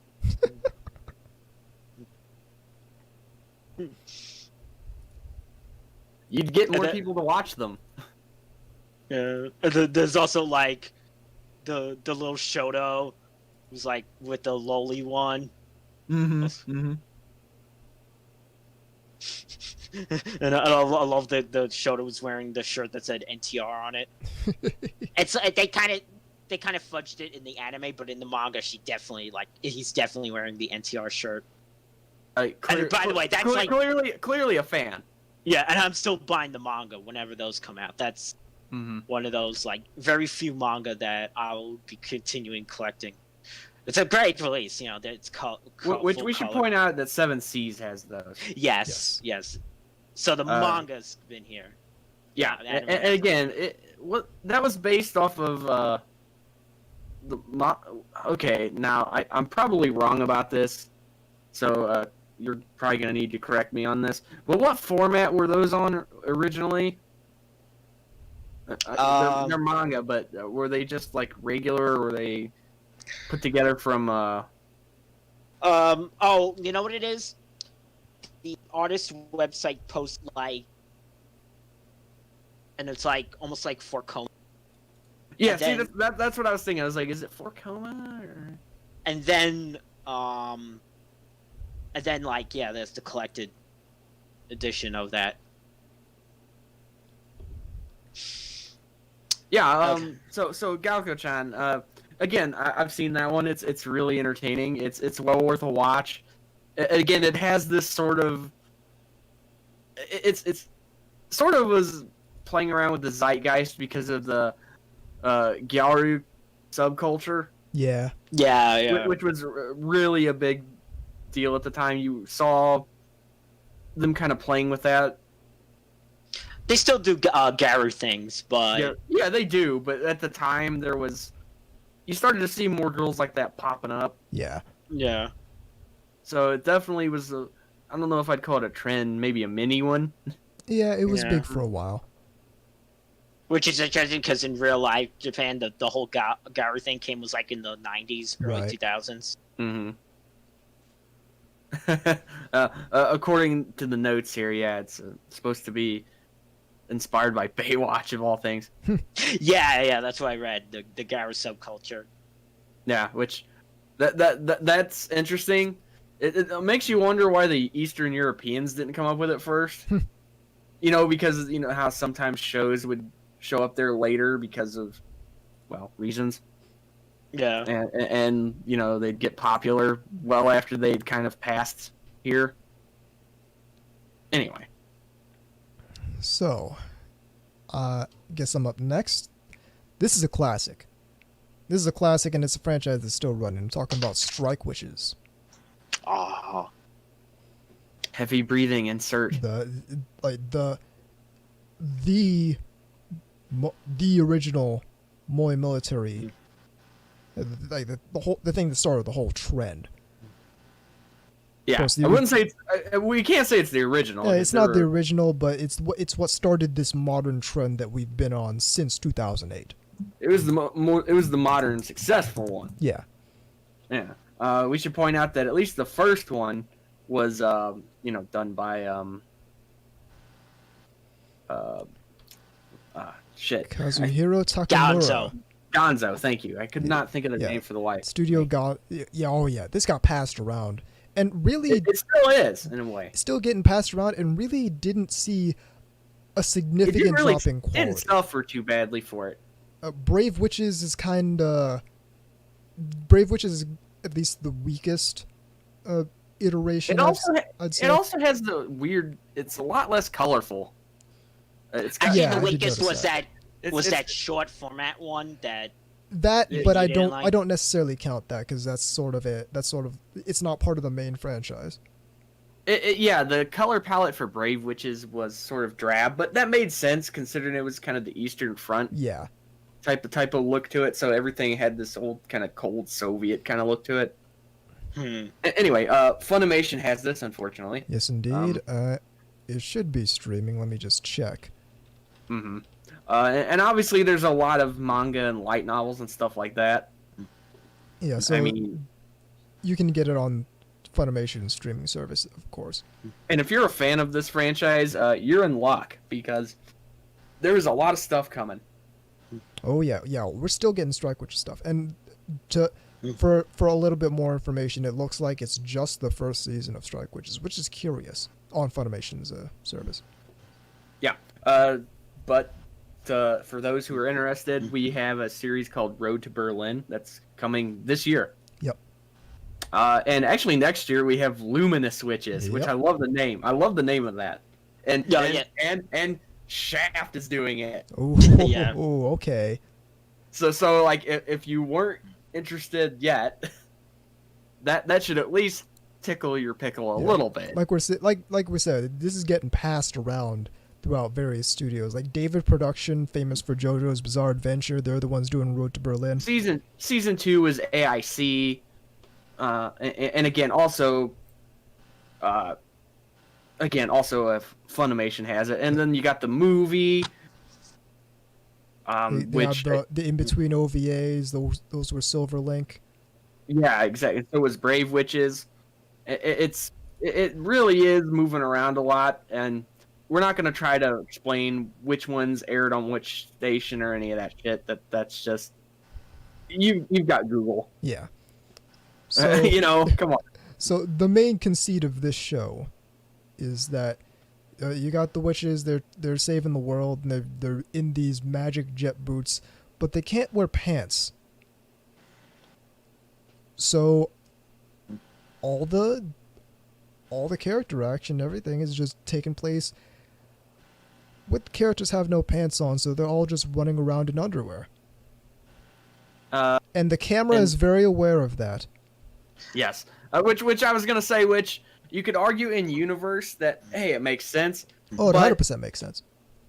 The camera following them with the up shots, though, yeah. Yeah, in the world that the show takes place, it's perfectly like it's just a normal thing. Yeah, it's not even like it doesn't even feel weird that it's doing it. Well, it's like I don't think any females in that universe wear pants. No. Like some of the worst you'll see is like a long skirt. Yeah, pretty much. I'm a big fan of it. I mean, some more than others, but it's pretty entertaining. It's if nothing else, it has really cool flight choreography. Like and certainly far and away like above than what Sky Girls was. Yeah, it's a lot better. That was almost like the draft of it. Yeah, it's a lot better than a lot of its also rans like Sky Girls. Yeah. Well, Sky Girls came out the year before, and yeah, did not exactly burn up the charts, as they say. No, but it's funny. It's like who remembers Sky Girls? Nobody. We should also point out something else that might be a point of contention with people. These are named after real people. Oh yeah, yeah. They're all inspired by actual World War II aces. Yeah, one of which is still alive. Yeah, and I'm sure that bothers some people, especially in the German situation. Oh yeah. I don't particularly know why, because it's not like it's, hammering on that or anything. Well, it's like it's a series that's just having fun. Like it's definitely got the action going on. Like, it's definitely serious in universe, but it's also having a lot of fun with these characters. You see their camaraderie, the skinship. They're in the bath and they're messing around with each other. It's there's in the first and second season at least. The 7th episode is a ridiculous fan service episode. Yep. And it's played up to be just really silly. But girls don't wear each other's Oh no, girls don't grab each other's boobs. It's like, yeah, we don't care. You're also trying to bring in something related to reality in a fantasy World War II era thing. In a world where magic exists. Yeah, so get out of here with that stupid shit. That's fucking stupid when people do that. Anyway, ignoring that for a minute, the other thing that's really great about this, before we move on, is it makes use of stereotypes in a very amusing way. Yeah. Yes, Like okay, this is the haughty German girl, you know, type of, you know, that's sort of a stern disciplinarian. You know, you've got the snobbish sort of French girl. My favorite. This is the American. She has big boobs and eats burgers. And wants to be the fastest. Yes. Best at being the fastest. Exactly. And then of course you have. I mean, yeah, you can play things about that all day long, and it's fun to do, the little quirks that they add in there. My favorite, not necessarily from a visual standpoint, but just personality-wise, is obviously Erica Hartman. Of course. Or as Barkhorn would say, Hartman! You know, when she's always yelling at her. Because she's like the exact opposite of the industrious working German. She's just like this lazy, like, I'll do it later kind of laying around and not giving a rat's ass about anything. But is also like the squadron's top ace. Yeah, like just completely almost like, yeah, I got to do that. Good stuff. It's pretty... of all the stuff we're probably going after, it's probably the most expansive of all these universes, I would say. It has the most world building. Yes. Yeah, that's a great way to put it, yeah. Okay. So I guess it's my turn now. Alright, we're kind of digging back in time again on this one. I don't know how much of this either of you guys have seen, but I still would be remiss if I didn't mention this one. It's time to talk about Agent Icca. That's known as Icca. See, that's another one that I've heard a lot. I've seen a lot of stuff, but I've never actually watched any of them. That one's on my shelf, but I have seen part of its spiritual successor, Nautical Blitz Tactics. Yes. This is the spiritual predecessor to that. I would also say it's actually considerably more in your face about its idea. Which is saying a lot. This was done by Studio Fantasia. Insert Disney jokes here. Originally, Central Park Media had this, but Bandai has it now, I believe. Anyway, just in case you want it, it actually has some sequels. R16 and Zero, also worth watching. Okay, but here's the deal. This was a OVA 7 and a special, and okay, how to put this? It takes place in a post-catastrophic, world, unsurprisingly, and like there's these people called scavengers that, or not. I fucked that up. I'm sorry. Salvagers, I guess, would be more the right thing because all this stuff's fucking underwater practically. And there's these people that basically get commissioned to, dig up shit that's been submerged and things like that. And that's basically a big job, right? Well, here's what's interesting about this show is that not only is everybody pretty much wearing white panties, but the camera angles are aware of this at every opportunity, to the point where there are camera angles. If nothing else, you should watch it just to see how fucking creative they are with that. Because there's no point in this entire show where it's not perfectly positioned for this. It's utterly ridiculous, of course, because they're running around with machine guns and shit like that. There is a metrosexual villain running around, basically with a ship of only women. I guess he thinks he's fucking Gaddafi or some shit. I was just thinking that. Yeah. On a ship with girls sitting there with machine guns and stuff, running around, fucking his sister, yes, and planning to pretty much repopulate the Earth. The story is completely goofy and stupid, That's not why you're watching it. It does have sort of a almost James Bond kind of quality to it because of like the gadgets and stuff like that. And I love the music. And again, in the sequel, R16, which is supposedly in the past, well, it definitely is. And I don't think we got Zero officially. Like, I don't think that was domestically released. Was it? Oh, yeah, it was. Yeah, actually, it was, it looks like. Huh. Yeah, because it says that was put out. Oh, no. My bad. I'm looking at... Okay, I clearly did not organize my notes. But, no, it doesn't look like we did get that. We got the sequel, though, which was R16. Again, if you like the original, the sequels are worth looking at, too. I'll just say that. Same idea. Although you could argue they're better looking. Because they have higher budgets, maybe. Higher production quality. Yeah. Anyway. And again, to add to the fetishism of it, and Ica Zero, it takes place at like a private Catholic school and shit like that. So, I mean... yeah, you see where that's going, I would assume. Naturally. Yeah. But the panty shots and stuff, they basically are all the, white cotton look to them. They're not like the Shimapan or anything like that. It's all the just pure, clean, white. Everybody wears the same thing in this universe, it looks like, underneath. Which I am okay with. It makes sense in the world, I guess.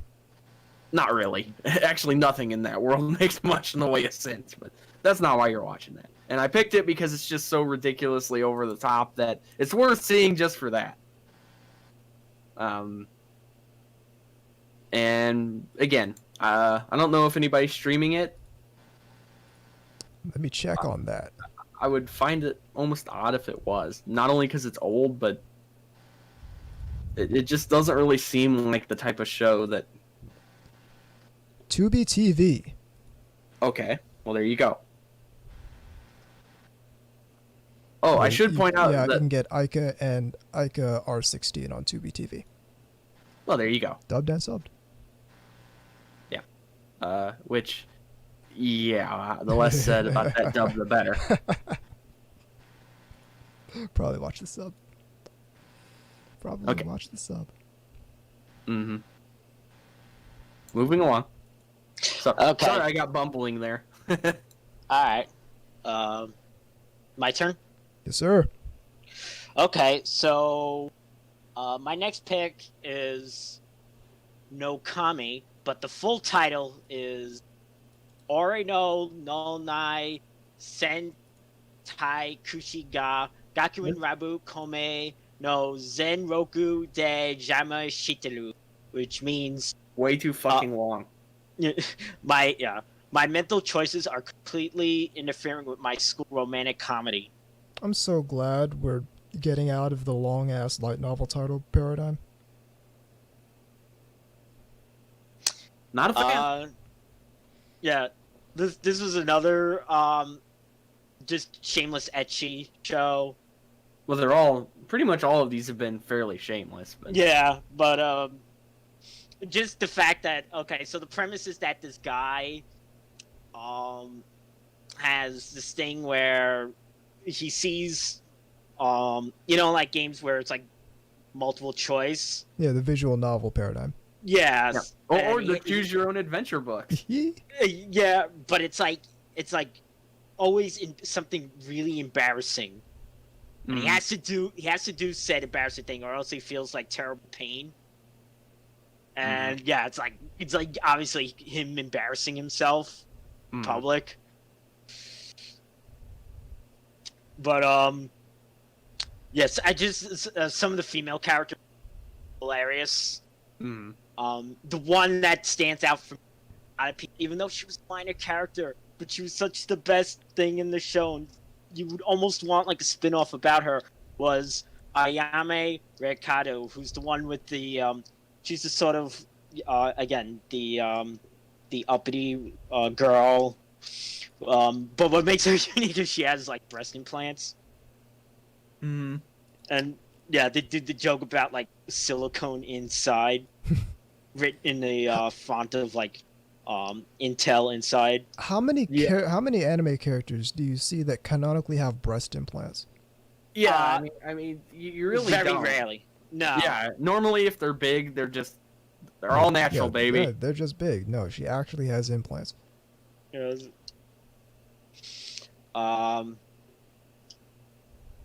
yeah, there was this main girl who calls herself gets named Chocolate. Yeah, she's just like totally. Which let's be real here. If you're going by that name, people are gonna think you're a thought. You know it's true. What? What? Am I wrong? You're not wrong. Oh yeah, there was the there's a teacher with like a lowly body, and again that was also part of. She had the multiple choice curse too, so yeah, it's just a lot of like. There's a lot of conceptual setups there that you can have a lot of fun with. Yeah. Yeah, just again the whole this character has to do this really embarrassing thing in front of everyone else. So it's kind of like basically like almost like a cringe comedy. Mm-hmm. Yeah, pretty much. It was like, oh, the guy, I can't believe he has to do the thing, and it's like, oh. It's like crap, the anime. Yeah, pretty much. It's a shame it wasn't too popular because, again, like I said, I would have loved the spin-off just on that one character. Yeah, it seemed to have kind of come and gone. Came and went. Yeah. Sentai has this one. Yeah, this is Sentai. I have it. Crunchyroll and Verve are streaming it. Dio Media is the studio.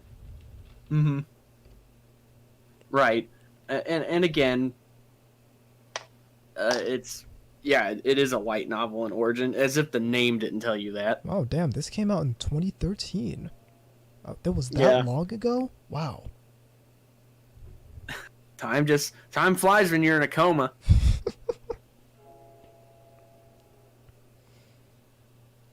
Anyway, I'm up next, aren't I?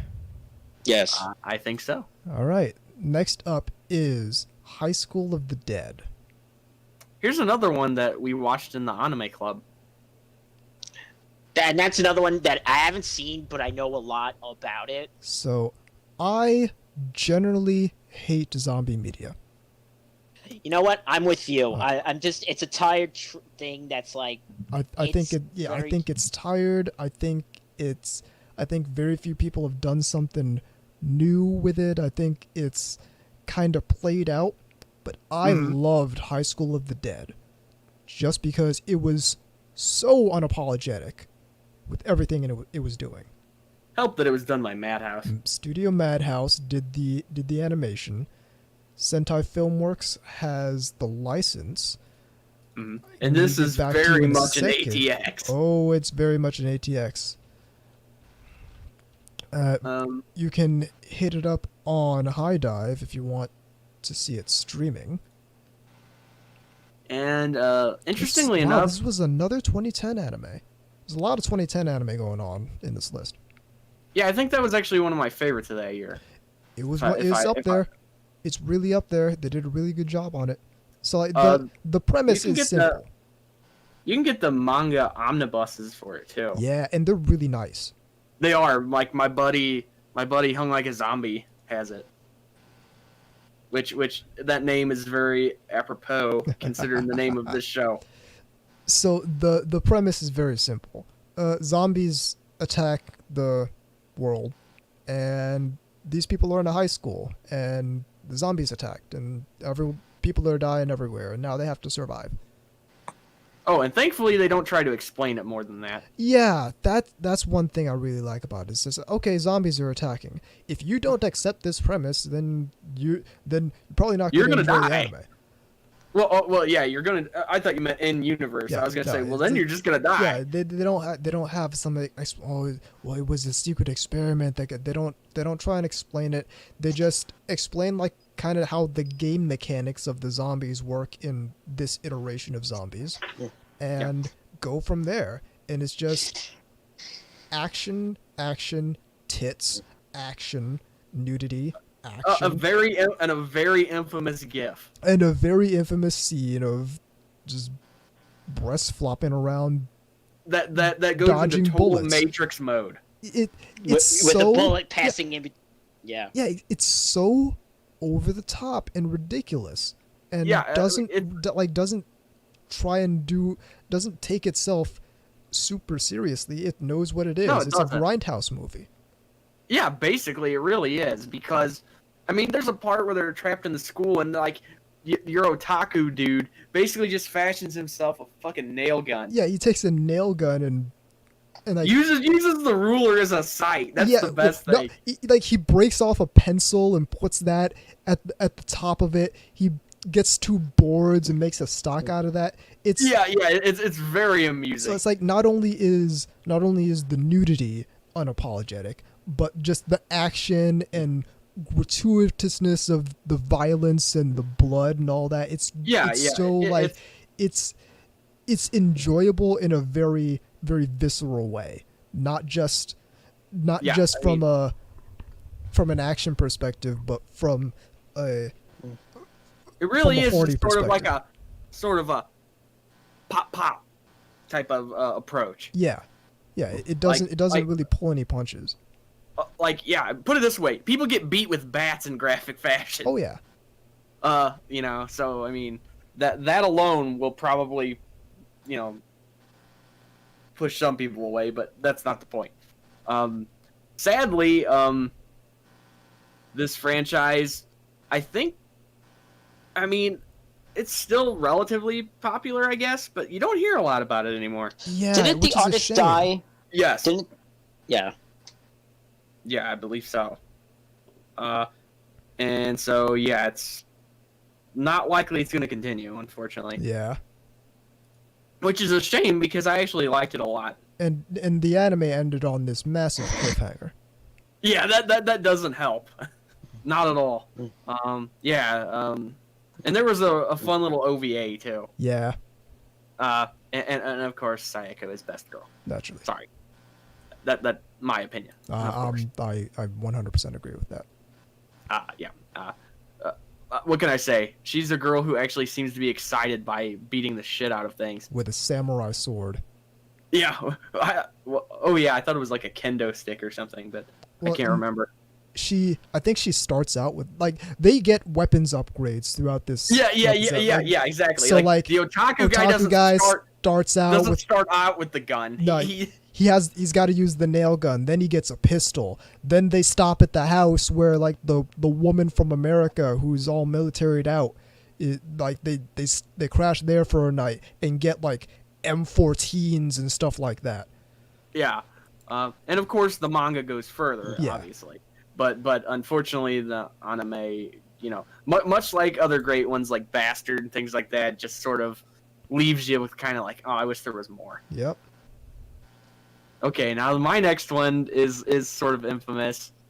Okay, hold on to your hats, kids. This one is Kiss X Sis. Yes, sir. Or it's actually pronounced Kiss Sis, but I hate saying that. Yeah. Once again, Studio Field does it again. Yeah, and boy did they go hog wild on this one. And I love the fact that officially it's considered a romantic comedy. I don't know how. Because they can't just say porn. It really rubs on that line. I think this Especially might be if you're the watching most. the OVAs. Yeah. We should gets point out real that close. Oh yeah, like you've got the blonde-haired twin-tailed loli who's like filleting a chocolate banana and just all kinds of shit. Yeah, I think this might be the most ecchi show we do. I think that might be on the most ecchi show on the list so far. Oh yeah. I would say so. And again, you've got the 12 episodes, and you better believe this was on ATX. Oh yeah. If if you're watching it anywhere else, you're just watching white screen. Yeah, this is well, that's where the TV version. The OVAs, obviously, well, straight to video. Yeah, But where they belong.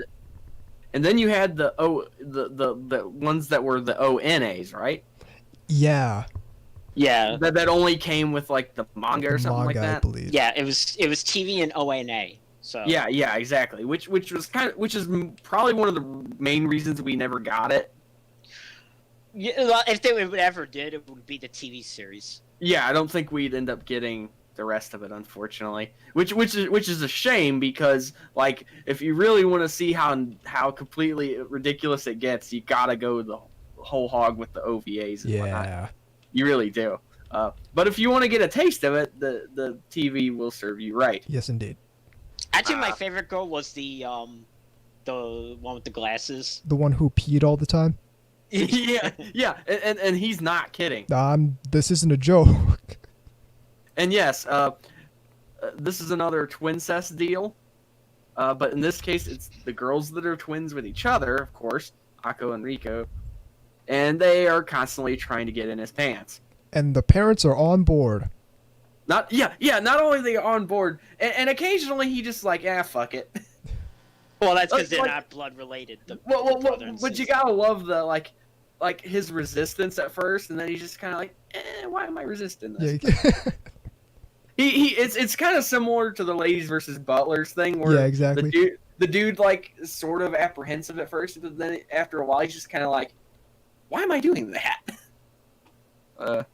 He suddenly becomes almost like meta, how a guy actually would be when girls are doing that. Well, in most cases, I suppose. Probably not if they were actually related, though. I would hope not. Anyway, it's very entertaining. You've got sort of the more demure one and the more tomboyish one. Right. Again, that's pretty common. But the demure one is secretly more parted. That's the best thing. Is the more demure one is actually more of a hornier horn one. dog. Yeah, Mm. and is wonderfully voiced by Ayana Takatatsu. Sorry, I had to put that out there. Mm-hmm. Anyway, it's really entertaining, and it's probably the most shameless one on my list, I would say. And it certainly. Oh, and it had the ANN seal of approval. Which is to say, Windowless they didn't like fans. it. Windowless fans. They didn't like it, so you know it's gonna be at least worth checking out. Well, they didn't like it, and if you like this kind of material, you know that's a seal of Yeah. approval. Because they're just, it's... Yeah. There's not much I can say about that other than go check it out. You'll see. Okay, my choice. Another feel anime. They're cornering the market. They're good at what they do. They really are. This is one of those, like, white whale shows that I was like, I really want Dude, this. I did It's not good. think that's what you were going to say. I don't know about that. Go on, though. Okay. Well, I mean, like, one of those. It's never gonna come out. I really wanted it to come out, but it's never gonna come out. Oh, Guess it's what came coming out. And it's Sentai to the rescue. Kanememo. I'm like the champion for the show, the cheerleader for the show. It's one of my favorites. A really great art style, but also very like, again, just shameless with its the type of ecchi it is. Mainly centering about the fact that it has a character, Haruka, who's like just openly loves young girls. My bad. It's actually made in Japan. Yeah, made in Oh, Japan, Made which in is Japan to the Sentai. So, rescue. Which is like, what, isn't that one of their imprints? yeah. The whole former ADV family is so convoluted. I'm still trying to figure it out. There's like, I can just see like the flow chart, and you got like the Madden football kind of I thing I going on. tried to make a one of those thought maps of it. Like I can make one for the Crunchyroll, like that sort of tracing it back to AT&T. I can do that. I can do that for the relationships between like Aniplex and Funimation and driving that back to Sony and what different divisions of Sony they're under. Like, this is like Fate levels of convoluted. Listen, we got fucking Sentai Filmworks, we got Section 23 Films, we got... No, Section 23 Films is the main, and then Sentai Filmworks is under that. I understand that, but you try making this character, this thought map when you got Sentai, you got Section 20, you got Acer Holdings, which is another one, you got Made in Japan. It's a weird little family, the former ADV family. Yeah, and again, an ATX. Yeah. Anyway, this character. Anyway, yeah. This was kind of like one of those base breaker characters, where, say, Herbert from Family Guy ain't got nothing on her. Because she just like states out like, I love little girls for ages between 7 and 15, just right out there. It's also nice that the main character is voiced by Aki Toyosaki. Oh yeah, Kana. She's really cute, but she's always getting the misfortune. Weirdly like dark in the beginning because her grandmother dies and she's like becomes an orphan. And then the rest is just like comedy. And then of course you have Ria Kugamiya and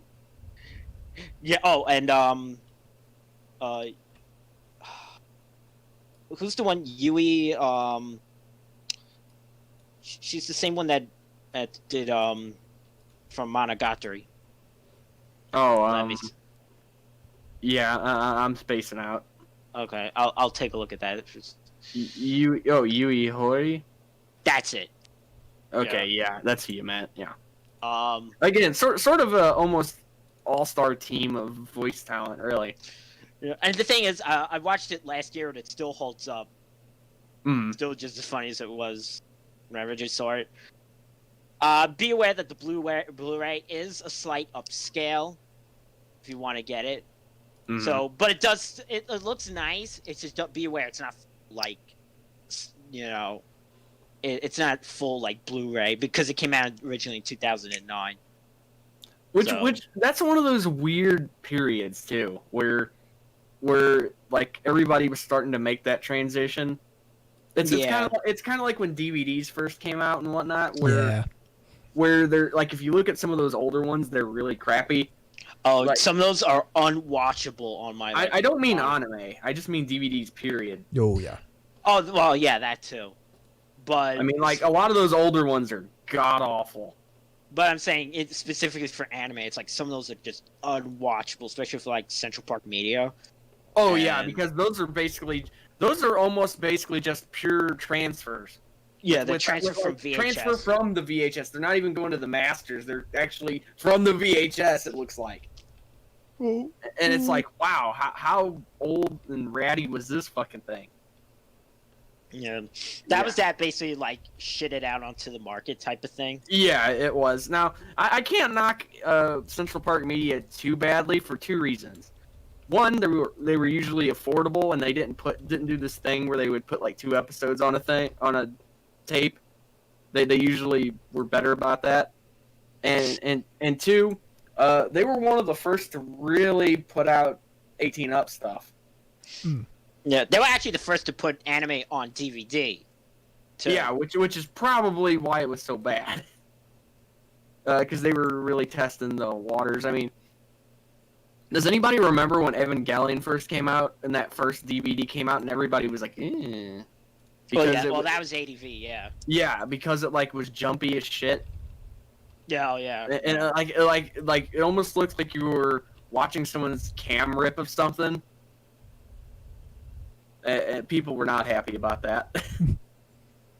But anyway, back to Kaname. Yeah, a lot of Yuri also in it. Basically, that's the theme of the show, kind of in a way. Yeah. And you know, that I don't think this was the impetus for it, but you did start to see more of the predatory chasing after loli girls after this show.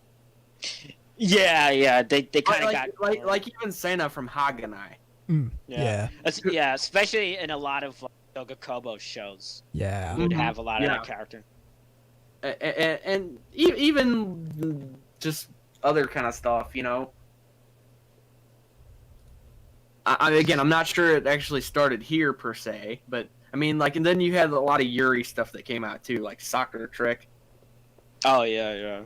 Which of course has that very infamous meme-worthy thing where it says, I'm gay, I can't get up," which makes me laugh every time I see it. Which is appropriate for this month.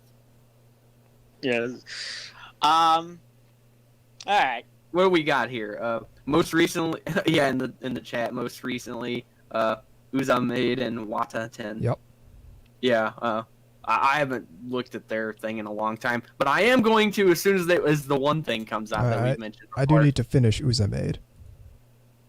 But yeah, both of them. I like Wata 10 slightly more, but they're both pretty amusing. Right. All right. Okay. So it's back to Anubis here. Yes, sir. Last on my list. Speaking of predatory, he is my master. So here's there are two quintessential mid 2000s made ecchi comedy anime. Yes. There's Hanayuko Maid Team, which is predatory in one direction, where it's the maids all like clamoring over the master. Oh wait! I want to be. Is it the original or the one that came like the second one? They're really both, because they're more or less the same. But okay. I actually don't remember. I know I watched one of them, but I don't remember which one it was. I just remember the girl had blue hair. Yeah. Okay, then that was the second one. It's that one, and there's He Is My Master, where it's basically what any horny 16-year-old would do, 14-year-old would do, if he suddenly was rich and had maids. We should point out that this is a Gainax and Shaft type of deal. Yes. And of course, Sentai to the rescue once again. Naturally. Also, on High Dive. Wasn't this the one that made some people really pissy? Yeah. So premise is this 14-year-old gets an inheritance from his parents that die in a car accident. Why is that such a common fucking thing? we need a really easy way to get the parents out of the picture. Why is it always a car accident? Why can't it be like they were in the Himalayas and got snowed over or whatever? I wonder what the car wreck the car accident death statistics are in Japan, because it can't be higher than America. Today, oh no, because that is some fucking serious Toyota and lawsuits coming in.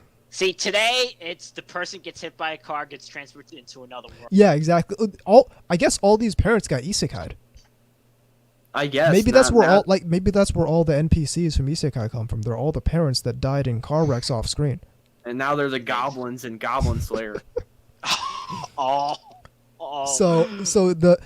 So he inherits the mansion and all their money, and of course the maids. Well, no, because he fires all the maids. But then what? Well, he doesn't inherit them, yeah, but he fires all the maids, and then these two girls end up camping on his grounds, and he basically Ouran High School host clubs them into becoming his maids. Gotcha. Yeah. Right. Sorry, I jumped a step ahead of where you were going with that. They break an expensive vase and end up in his debt. Mm-hmm. Right. And an alligator. And they bring the alligator, the giant pet alligator that's also horny. Yeah. I mean, I think that was one of the sort of more iconic elements of the show. But it was kind of it's a minor recurring joke that the alligator is in love with the main girl, and just always who's 14. Yeah, it was also 14, and it just jumps on her all the time, Yeah, you know. But so it's the kind of it's Crikey, mate! it's the highly generic kind of mid 2000s romance comedy thing that I love. It's like, okay, we've got this set of characters and their wacky hijinks, and every episode it's some kind of contrivance to try and to create an interesting scenario where stuff happens. The younger girl gets stolen away by a bunch of people, and they have to fight their way through the thugs with all the airsoft guns, and it's the beach episode. It's I think my favorite beach episode is still from Ofu. That's probably my favorite beach episode too. I'm not gonna lie. Just because it's so fucking ridiculous. Like again, not to get too tangential, but how can you not love when he's fucking climbing up the cliff and shit? Yeah, exactly. He's like he's fighting the one guy. He just blasts him with the fucking like basically a Las rocket. But it's like it's highly formulaic, but at the same time, that's sort of its charm. Like every show like this does something kind of different and has a different sort of presentation because it has a different premise, it has different characters and all that. And He Is My Master it's that with maid outfits designed by a horny 14-year-old. So this is exactly like what you would do with if you had maids and you were 14 and horny. Yeah, they could not show that if I was the one in charge of that. Definitely not. Like they got like cameras all over the house, and the dude's trying to perv on the main girl, and then her little sister, who is also a maid, like has like all the camera shots on like a website. Yeah.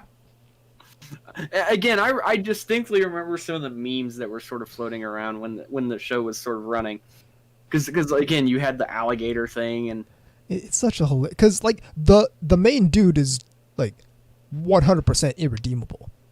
Like, he's just an asshole. he's not a good dude.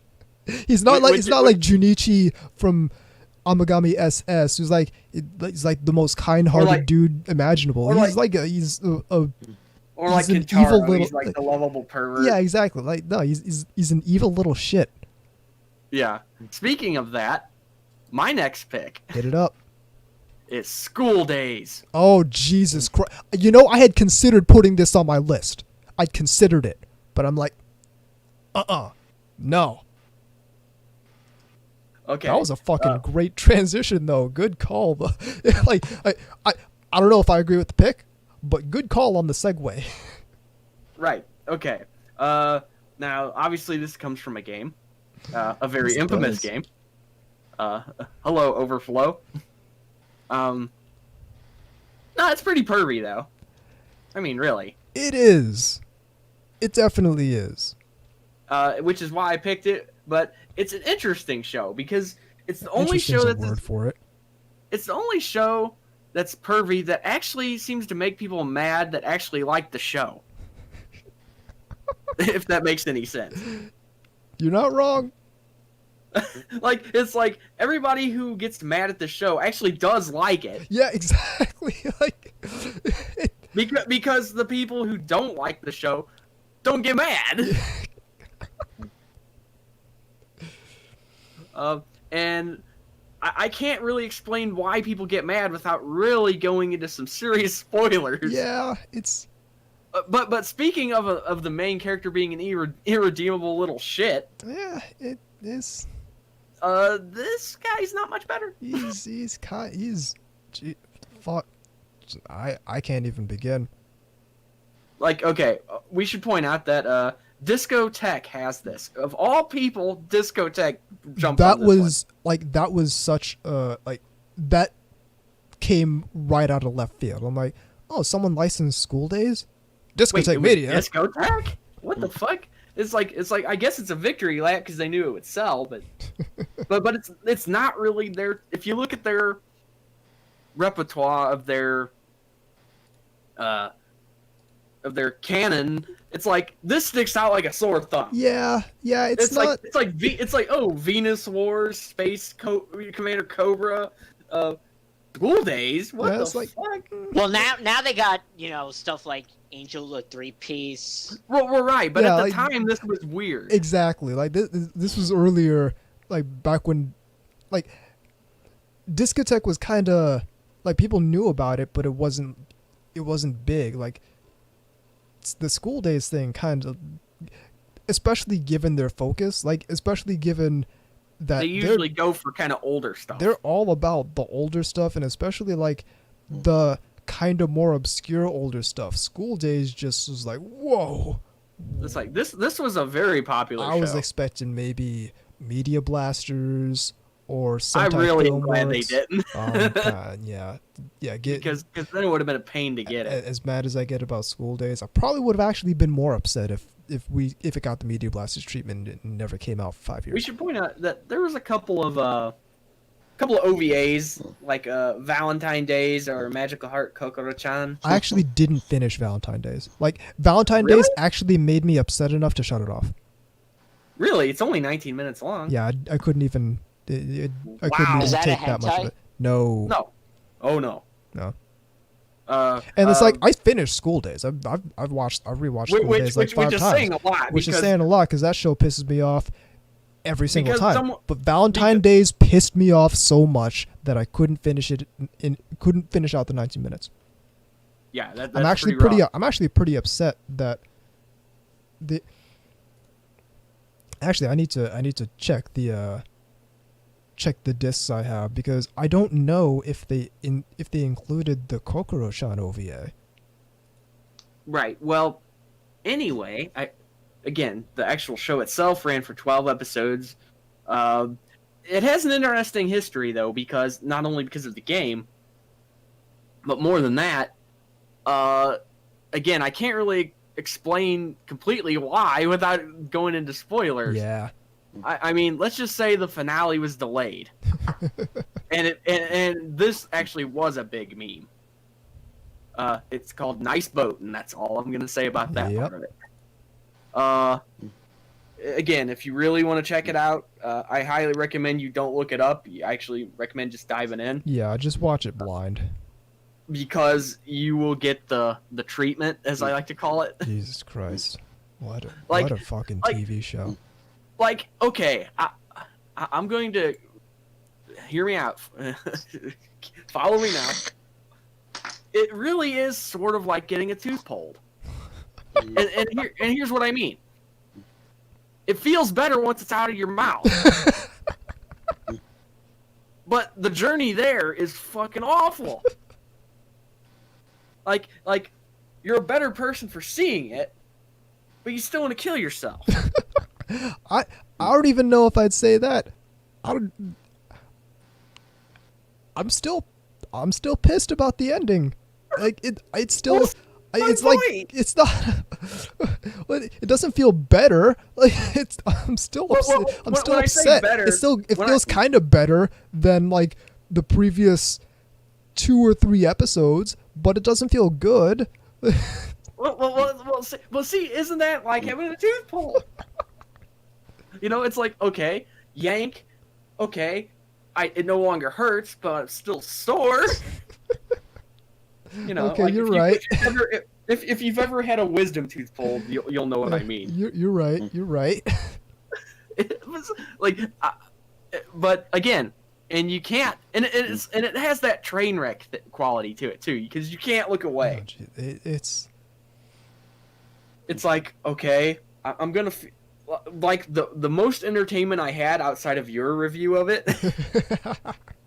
that one year was on Anime Ski. Was watching people discuss it episode by episode, where one guy started smoking again. Oh man, I'm not surprised. And he's just like, at first I thought he was just an incompetent dipshit, but now it's just like he's pretty fucking reptilian. It's like he's like the dude's basically like, I started smoking again. This is not good. And I just had this. I just found that really funny, but I understood because it was. And again, this. I mean, you can marathon this show. It's not very long, but I almost recommend you don't. Not even because, it's too much or whatever. Because I think it works better when it makes you stew. Honestly, but that week-to-week thing really made it work for me because it's like, okay, what the fuck's gonna happen now? And then like it would go and it would happen, and then you'd be sitting there like, okay, I gotta wait till next week to see what happens, and now I gotta sit here and just wait with this information. honestly, watching one episode a day like I did when I did that Was bad enough. That was bad enough. Like Yeah, I had to start watching episodes of K-On! After watching an episode of School Days because I didn't like in the later half of the series I didn't want to just be there pissed like sitting there, oh, well, I finished my fucking School Days episode, now I'm just gonna be upset. Let me watch some K-On! Or some Hidamari sketch to try and wash this taste out of my mouth. I think you need to link that. Oh yeah, in the server. I think you do because people. For those who've never seen this, here's what you got to know. It starts off just like the show, pleasant enough. But with every episode, you can see him become a little more unhinged. And you can tell because he starts cursing more. And you'll see. I'm not doing this justice at all. Yeah, let me find it. It's worth a read. Although I recommend you watch the show first. Yeah, definitely do watch the show first. Because he will ruin it for you. Oh yeah, no punches pulled. Yeah. There it is, linked up in the IRC. Yeah. 8 years ago. Yeah. Oh, I don't think I can go through this again. I'm actually gonna close that tab right now. I don't think I'm ready for that. Yeah. It's actually fun. I just bought the Blu-ray for School Days off one of our listeners the other day. Oh, okay. So yeah. That came in a couple days ago. Mm-hmm. So up until now, I've just had the DVD, and now it's time to watch it in glorious HD. This anime I hate. I say I hate it, but I actually really like it. Like I think it's a really well done anime. Any anime that can piss me off this much, it's a good anime. Right, because it's not random. Yeah, they're doing it on purpose. Yeah, it's a purposefully done manipulation. It's not like it's just incompetent and it pisses you off. It knows what it's doing. Basically. Yeah. And again, I had to drop it because I figured, I mean, for all of its enraging, there are a lot of really hot parts in it. Yeah, you're really not wrong. Like, I mean, I think the one that I think everybody likes is when main girl Katsura is in the dressing room, and everybody else notices how big she is. Yep. Up top, and she's just kind of like, and she's demure too, so she's not really a braggart or anything. So it's just kind of like, hey, don't say that. and again, there's a lot of visual humor and even audio humor too. Oh yeah, because the screaming of "oh yeah," it's actually for a show like that, it's weird that humor does manage to work its way in there. Yeah, and it actually got pretty inappropriate at some parts, I think. Yeah, it did, and it's just again, it's not just the show; it's an experience. I mean, that's a good way to put it. And that's why I picked it last. All right, BZ, you've got the last pick. Yep, and mine is something in the chat, and that is Furokano. Excellent anime. Yes, and here's that infamous review that someone did from Them Anime. It's a wrong review, by the way. Like, it doesn't actually accurately portray the show. No, it doesn't. And quite frankly, if you're getting your reviews from them, anime reviews, yeah, that it's a questionable review site, to say the least. I mean, these are the people that get mad and try to pull in real shit into it. I mean, one of many things they do that's just kind of like, whatever. But yeah, it's another. I'm sorry. Yawning there. That was from the same people that did Amagami SS. Well, the same. It's a game created by the same game company that created Amagami. Yes. Yeah, and the art style's not that different either. Yeah. I mean, you can just eyeball it and go, oh. And that's something that's interesting about both this and Amagami SS. The girls don't really look... They almost look like they could be real people. In the sense that it's a very down-to-earth art style, but the way they do it is just... And Photokano kind of more so than Amagami SS, just because of the theme it's going for. Like, the whole photography thing. It's like, okay, naturally we're gonna be a little bit more visually titillating than Amagami was. Oh, and Sentai actually does have this one. Yes. Yes, and I have it. And you can stream that on... You can stream it on High Dive, I believe. That's a fact. High Dive and Crunchyroll, apparently. And Madhouse was the studio for this one. Yes, sir. Yes. They did a great job. Yes, they did. Go ahead. This is what I love again is the whole the choice of different girls. And this one does the same omnibus thing, although not as many episodes. It's basically like, it starts off with a couple of episodes just as a radio show, and then each episode is focused on each girl. Yeah, like half the series is the common route, quote unquote, and then like I think the main girl gets 2 episodes, and then the remaining girls each get 1. Right. Oh yeah. This one surprisingly wasn't one that was on ATX. No. I mean, most of them were, but this one actually was on TBS. It was on right after Samantha Bee. No.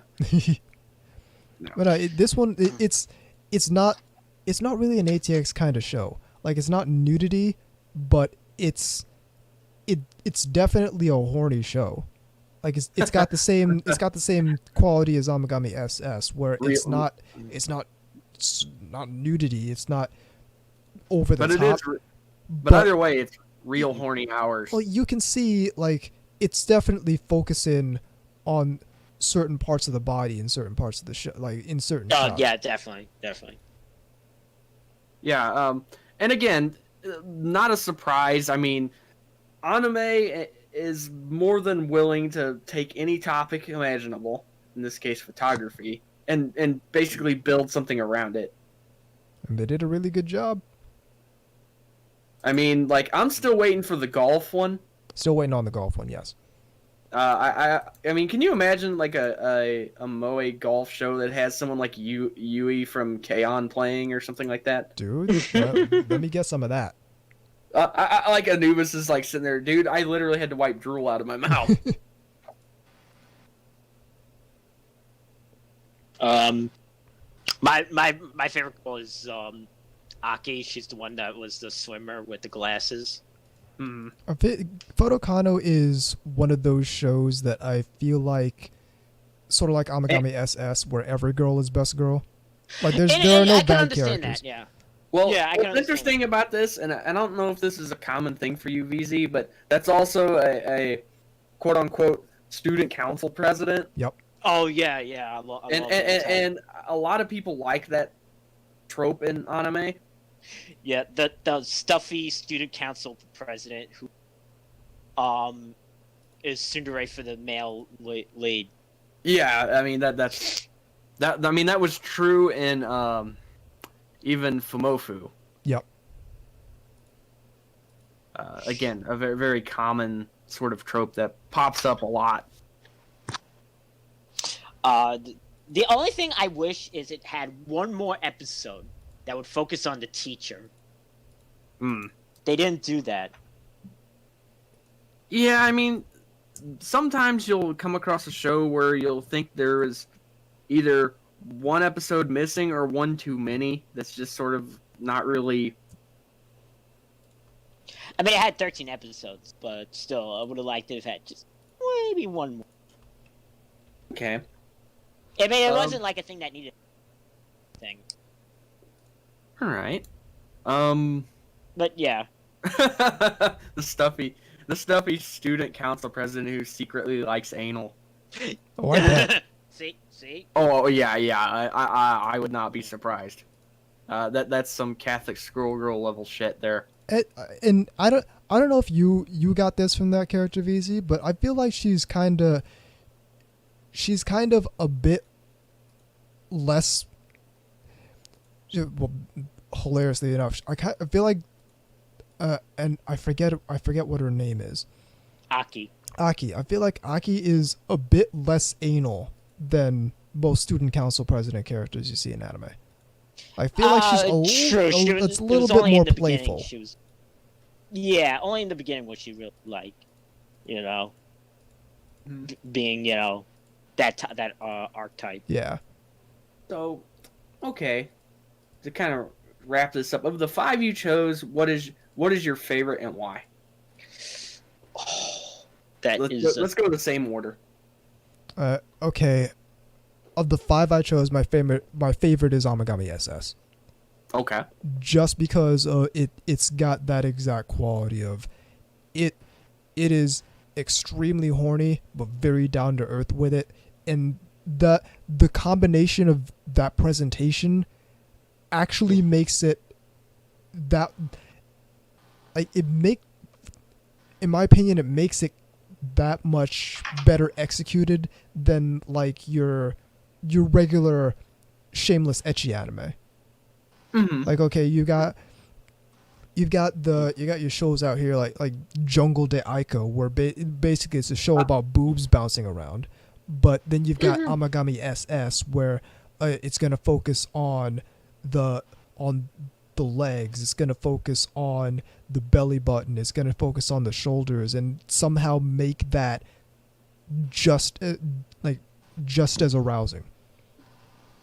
It's the presentation, and that really counts for a lot, especially in ecchi anime, especially in fan service. Okay. As for me, this is kind of tricky because a lot of the ones I picked were purely were liked because they were over the top, which, like Aika or Kisexis or what have you.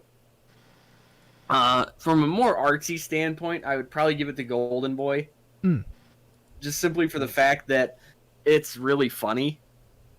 Whereas most of these other shows, they have humor in them, but like it's not really. It doesn't feel like that humor is essential to it. Whereas this actually has 6 episodes with a formula, I guess.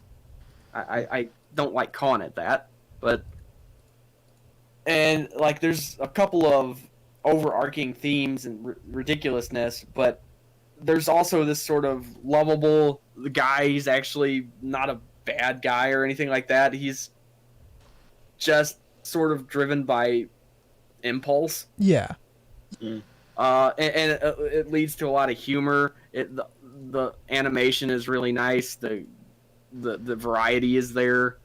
And again, like, the belly laughs are there almost pretty much every episode, and it even has the bonus of having a dub that's worth watching, which I can't say that about many of these shows, because either there isn't one, like in the case of Kiss Exist, or there is one, like Aika, and there shouldn't be one, like Aika.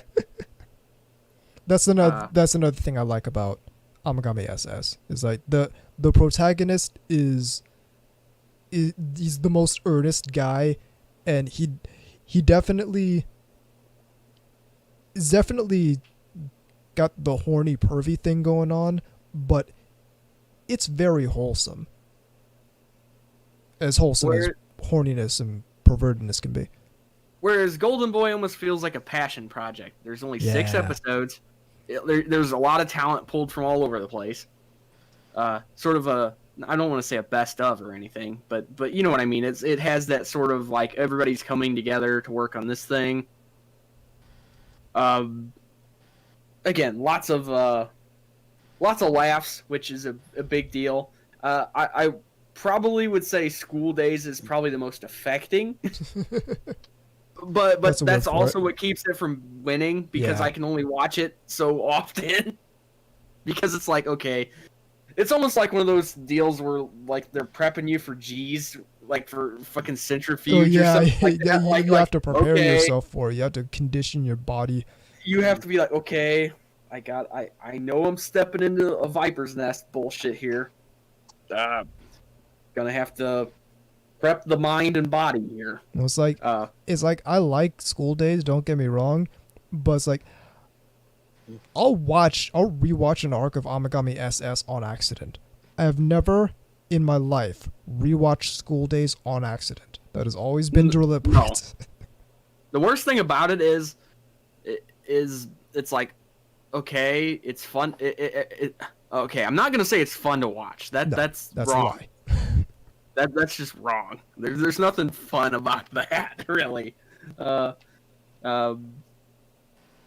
Unless you identify with Makoto, which there's a lot that's wrong with that. Yeah. I identify with the protagonist. Yeah. Fucking hope not. I hope not. You that will not end well for you. But no, so I'm gonna. I haven't seen School Days. I know of it. But I'm gonna pick Golden Boy because while I like all the other picks and I certainly think they're worth watching and whatnot, it's the only one of them that has sort of a. It feels like the fun quality is a little bit more entrenched into it. Whereas, like, I mean, stuff like Icon, that's fun, but it's fun only if you like what you're getting into.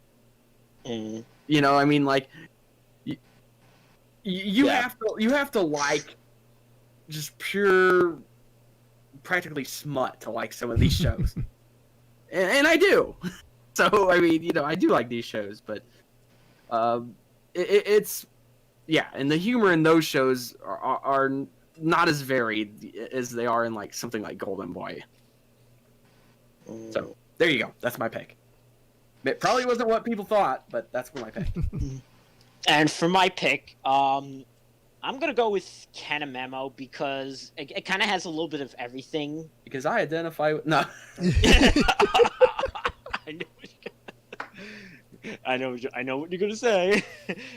No, but again, it kind of just has a little bit of everything that I like, from the cutesy art style, to the again just the ecchi, the unashamed, unapologetic shamelessness of, you know, that character.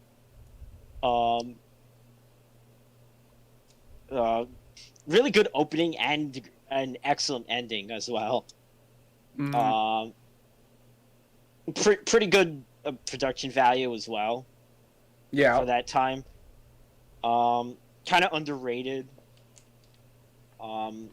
Especially like considering the time frame it came out, which was like just the first season of K-On! Came out. Mm. And because K-On! Came out in the spring and this was like the summer. I'm bringing that up because it was like both Akito Yusaki. Mm. So it's almost like it's not. It's always weird when you hear a voice actress that you associate with a really like wholesome character doing one that's not. Yeah. Well, Like, she's not. Well, she's not the unwholesome character. She's it just reminded me of that though. Like, yeah. For example, okay, maybe not wholesome, but like take Sailor Moon. You know, Usagi. You know, the same voice actress who does her, of course, also does Misato from Evangelion. Oh, right. And, you know, and those couldn't be more different personality types. Well, okay. Put it this way: the one that does Anzu, Idolmaster, Was also in a hentai. Does that really surprise anybody? I forgot the name, but it's that one that with the crazy camera angles and the two Dude, lolis. you're gonna have to be a little more specific. You're that. Not a good description. Not. We need to get more specific if we're gonna identify that. Imoto Juru, maybe. I don't know. I'll look it up later. But yeah. Because like anything by fucking Pixie is going to be like that. All right. Or Lilith or anything like that. Yeah. I love the fact that I know the names of these things. Well, there you go. So there you go. Do we have any honorable mentions? Stuff that didn't quite make the cut. Oh, I know yeah. I do. I know I have some. All right.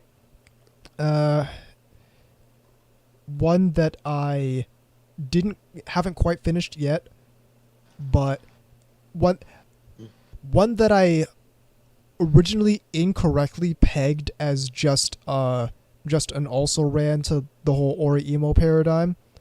Recently, My Sister Is Unusual. Mm-hmm. Oh. Is that one? Discotheque has that, by the way. Really? Discotheque's just getting some weird licenses. Also, Crunchyroll and Verve has the streaming license for that. Mayo Chiki is another one. Mm-hmm. Right. High School DxD, naturally. Oh yeah, you got that one. Needs to be. Needs to be at least. I was actually going to mention that one, but you beat me to it. Asobi ni Ikuyo, Cat Planet Cuties. Oh yeah. Again, one I haven't quite finished, but the art in this one is the art in that one is phenomenal. Yeah, like I said, if you're an ass man, the only reason it didn't make the cut is because I haven't.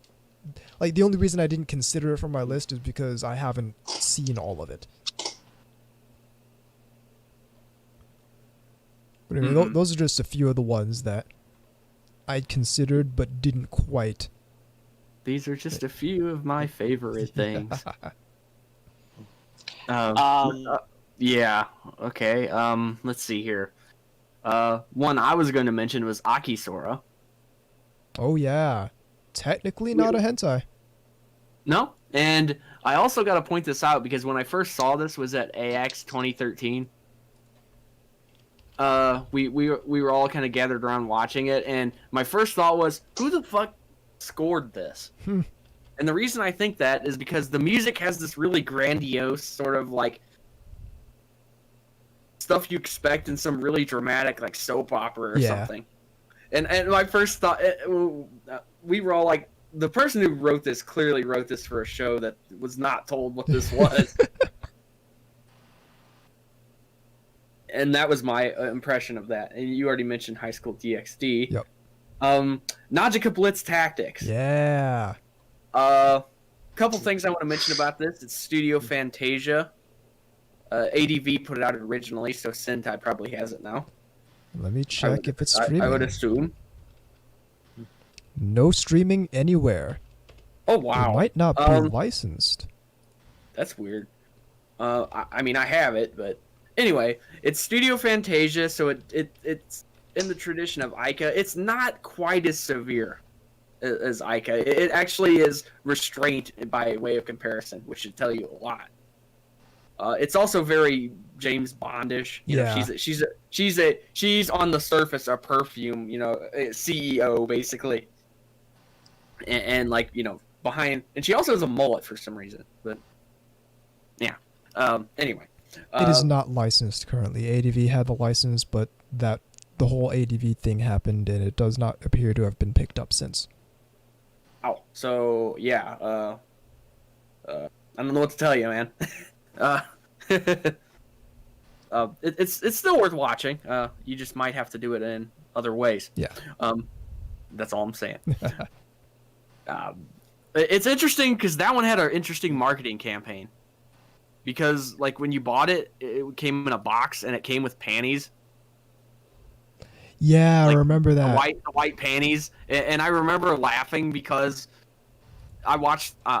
Such a fucking nerd. I watched the commentary, and which is very recommended, by the way, because they talk about that. and Keira Vincent Davis basically said that she was wearing it on her head when she recorded her lines. If I'm not mistaken, I could be wrong. Wow, you can get Nautical Blitz Tactics Volume 1 Collector's Box and Panties for like $25 on eBay. There you go. Hopefully they're not used. It is pre-owned, so I don't know. I don't know about that. Because I'm gonna be honest with you, the pre-owner was probably a guy. I'm about a 98% on that. What, that it was a guy? That it was a guy. I'm about a 98. Yeah. I'd be very, very surprised if it was not. If it turned out to not be the case. Yeah. So anyway, it's worth seeing. Again, it's ridiculous. It's kind of fun. It's got some groove and music. Oh yeah. It really does. The Diligent Circle of Ekota. Yes. Name of the band that did the OP. Yeah. And again, it's pretty stylish, actually, surprisingly, for the kind of show it is. And this is a good mention. I'm glad she actually brought this up in this thing here. Sora no Itoshimono. Yeah. Or Heaven's Lost Property.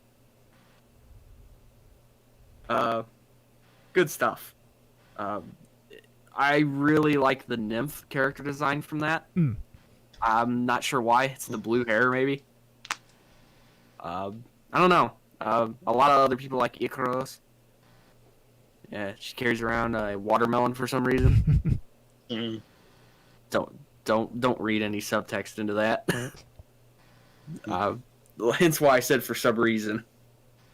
But yeah, that's a good choice too, because that's surprisingly well animated. Oh yeah.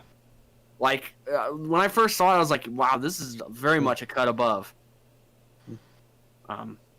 Anyway, again, just a couple of. Again, you already said High School DxD, and I was definitely gonna go there if you did. I actually have a few also rants. Hit it up. Okay. Tawawa on Monday. That's a show I actually really need to see. I'll probably actually hit that up. I was gonna say, I don't think I ever here. saw that. No, it's a short. It's a format series. The whole thing will take you like less than like 45 minutes. That's the one where if you ever see me retweet the artist that draws in like blue scale. Yeah, the whole like it's monochrome but blue. Yeah, that's basically the quote manga that it's based on. There's no dialogue. There's not even like panels or anything. It's just a situation drawn. Yeah, and that's what they based the series on. It's great. Like the main character, which you don't really see what he looks like, except maybe one time I think. He is like this like down and out salary man, but him meeting this really busty girl, a high school girl, but not just her, the other, every female in this has just a large chest in it. And it's like it just makes his life just a little bit better. I know it's totally like. Well, maybe that saying is right. Maybe they do contain men's hopes and dreams. It's totally like Salaryman with. I don't care. It's like, you know. Where was that from anyway? I can't remember. I will look that up. I think that was like 2017. 2018 maybe. Yeah, I mean, because I'll be honest with you, after a while, a lot of this stuff blurs. 2016. You Yep. see? Okay. Yeah, 2016. All right, I was close. Yeah, the main girl's Ai-chan. They even made an Android of her that I have. Who, as we all know, with that name was a missed opportunity for piracy. Doesn't the Nendoroid have soft breasts? Yeah, it has a regular chest, but then you can also switch it out for like it's made out of like a soft silicone. Yeah. Yeah. My other also ran is another one that you've definitely seen, Anubis. Hatsukoi Limited. Yeah, I need to finish that actually. Good, thanks for reminding me. I love that show has the same quality as Amagami SS. it. It really does. It has that like sort of naturalistic quality to the character designs. Mm-hmm. A little controversy that I brought up, that I'm like the only person that ever noticed this, was the fact that Sentai Filmworks release like changed the age of the character. Yep. Imagine the one, and it's like it doesn't make sense because it's like the rest of this thing. It's like she's in middle school, she's at 14, and the point was this guy hitting on her, and he's like, I'm 14, so it's like this type of like. Dude, you really hype on that. I'm sorry, but. Well, I know, but it's just the fact that it is a fucking, it's an inappropriate change. It's weird. It doesn't make sense in the context. It's not exactly. It's not as egregious as what Funimation did, because what they did was malicious. But it does kind of change around. It makes it. It's weird in context, because all the rest of the girls are 14. Probably just one dumbass that did it, or wasn't paying attention, or whatever. But I did like the character. One thing I liked was the whole aspect that this is something I would love to see more used again. Okay, so it's not like an omnibus format. It's different groups of characters, each having their own little story, but then it all like converges in the end. It's kind of like the reverse of what Photokano did. Then. A little bit. But again, it's like this group of characters, this other group of characters. It's a lot more episodic. Yeah. But in the end, it all converges. Yeah. Yes. The grand opening, or not opening, the grand overarching sort of thing where it all kind of comes together there. Yeah. And again, it's another one of those like one season, but it doesn't need more than that. And I got one more, and I'm surprised you didn't pick this one, K-Gods. Shame on you. Seren Kagura. Yeah, I honestly was not thinking of that. At least the first season, which is like great because it's like, we made the joke about lesbian titty ninjas. That's exactly what it is. Yeah, in terms of shameless ecchi anime, Senran Kagura is up there. Yeah. Oh, yeah. Yeah, I mean, I guess, I mean, for some reason that honestly did not come to mind, and I don't know why. And I love the humor. Because I recently had an art book I bought for it. I love the humor of the show. And again, like, just like they're ninjas, but everyone has giant titties, and except for one character. Yeah, exactly. And that clearly does not impede their speed. No. It's not a stealth liability. It's not a speed liability. And you wonder how. They're that good ninjas. Well, that's true with strike witches too. Yeah. Like there's no like wind resistance like you would think. The fastest girl is the one with the biggest breasts. In Brave Witches, you have an even bigger chested one. The Finnish chick, I believe. But whatever, that's not the point. So yeah, I think that's about it. And I definitely dropped the ball on that one. I don't know how I didn't think of that. But I also like the story where it's like, okay, there's actually a little bit of interesting thing going on. Yeah, like it actually does have a story too, which is. Yeah, I mean, it's it looks like the kind of show that wouldn't have a story, but it actually really does have a story. Yeah. And I mean, as far as that goes, I mean, it's not exactly what I would call deep per se. No. No. Now the newest one, Shinobi Masters, that one was a little darker. Yeah, that one I really would have wished I liked it more. It was okay, just didn't have. Well, It but was what I kinda- mean is the story itself. They tried to actually make it a little bit more involved, I guess. Yeah, yeah.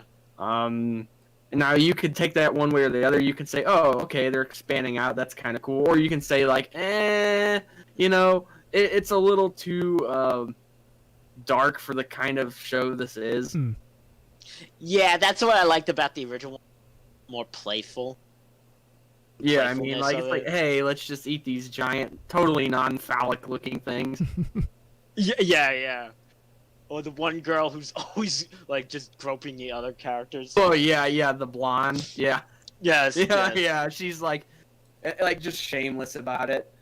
And of course, canonically, much like Strike Witches, everybody's a lesbian. Yeah, lesbian titty ninjas. And the one you wonder how the pink-haired one is just like, how the hell did you become a ninja? Oh, She's yeah, so yeah. useless. Yeah, I mean, like, yeah, people, gripe about Aqua from the Konosuba, but holy shit.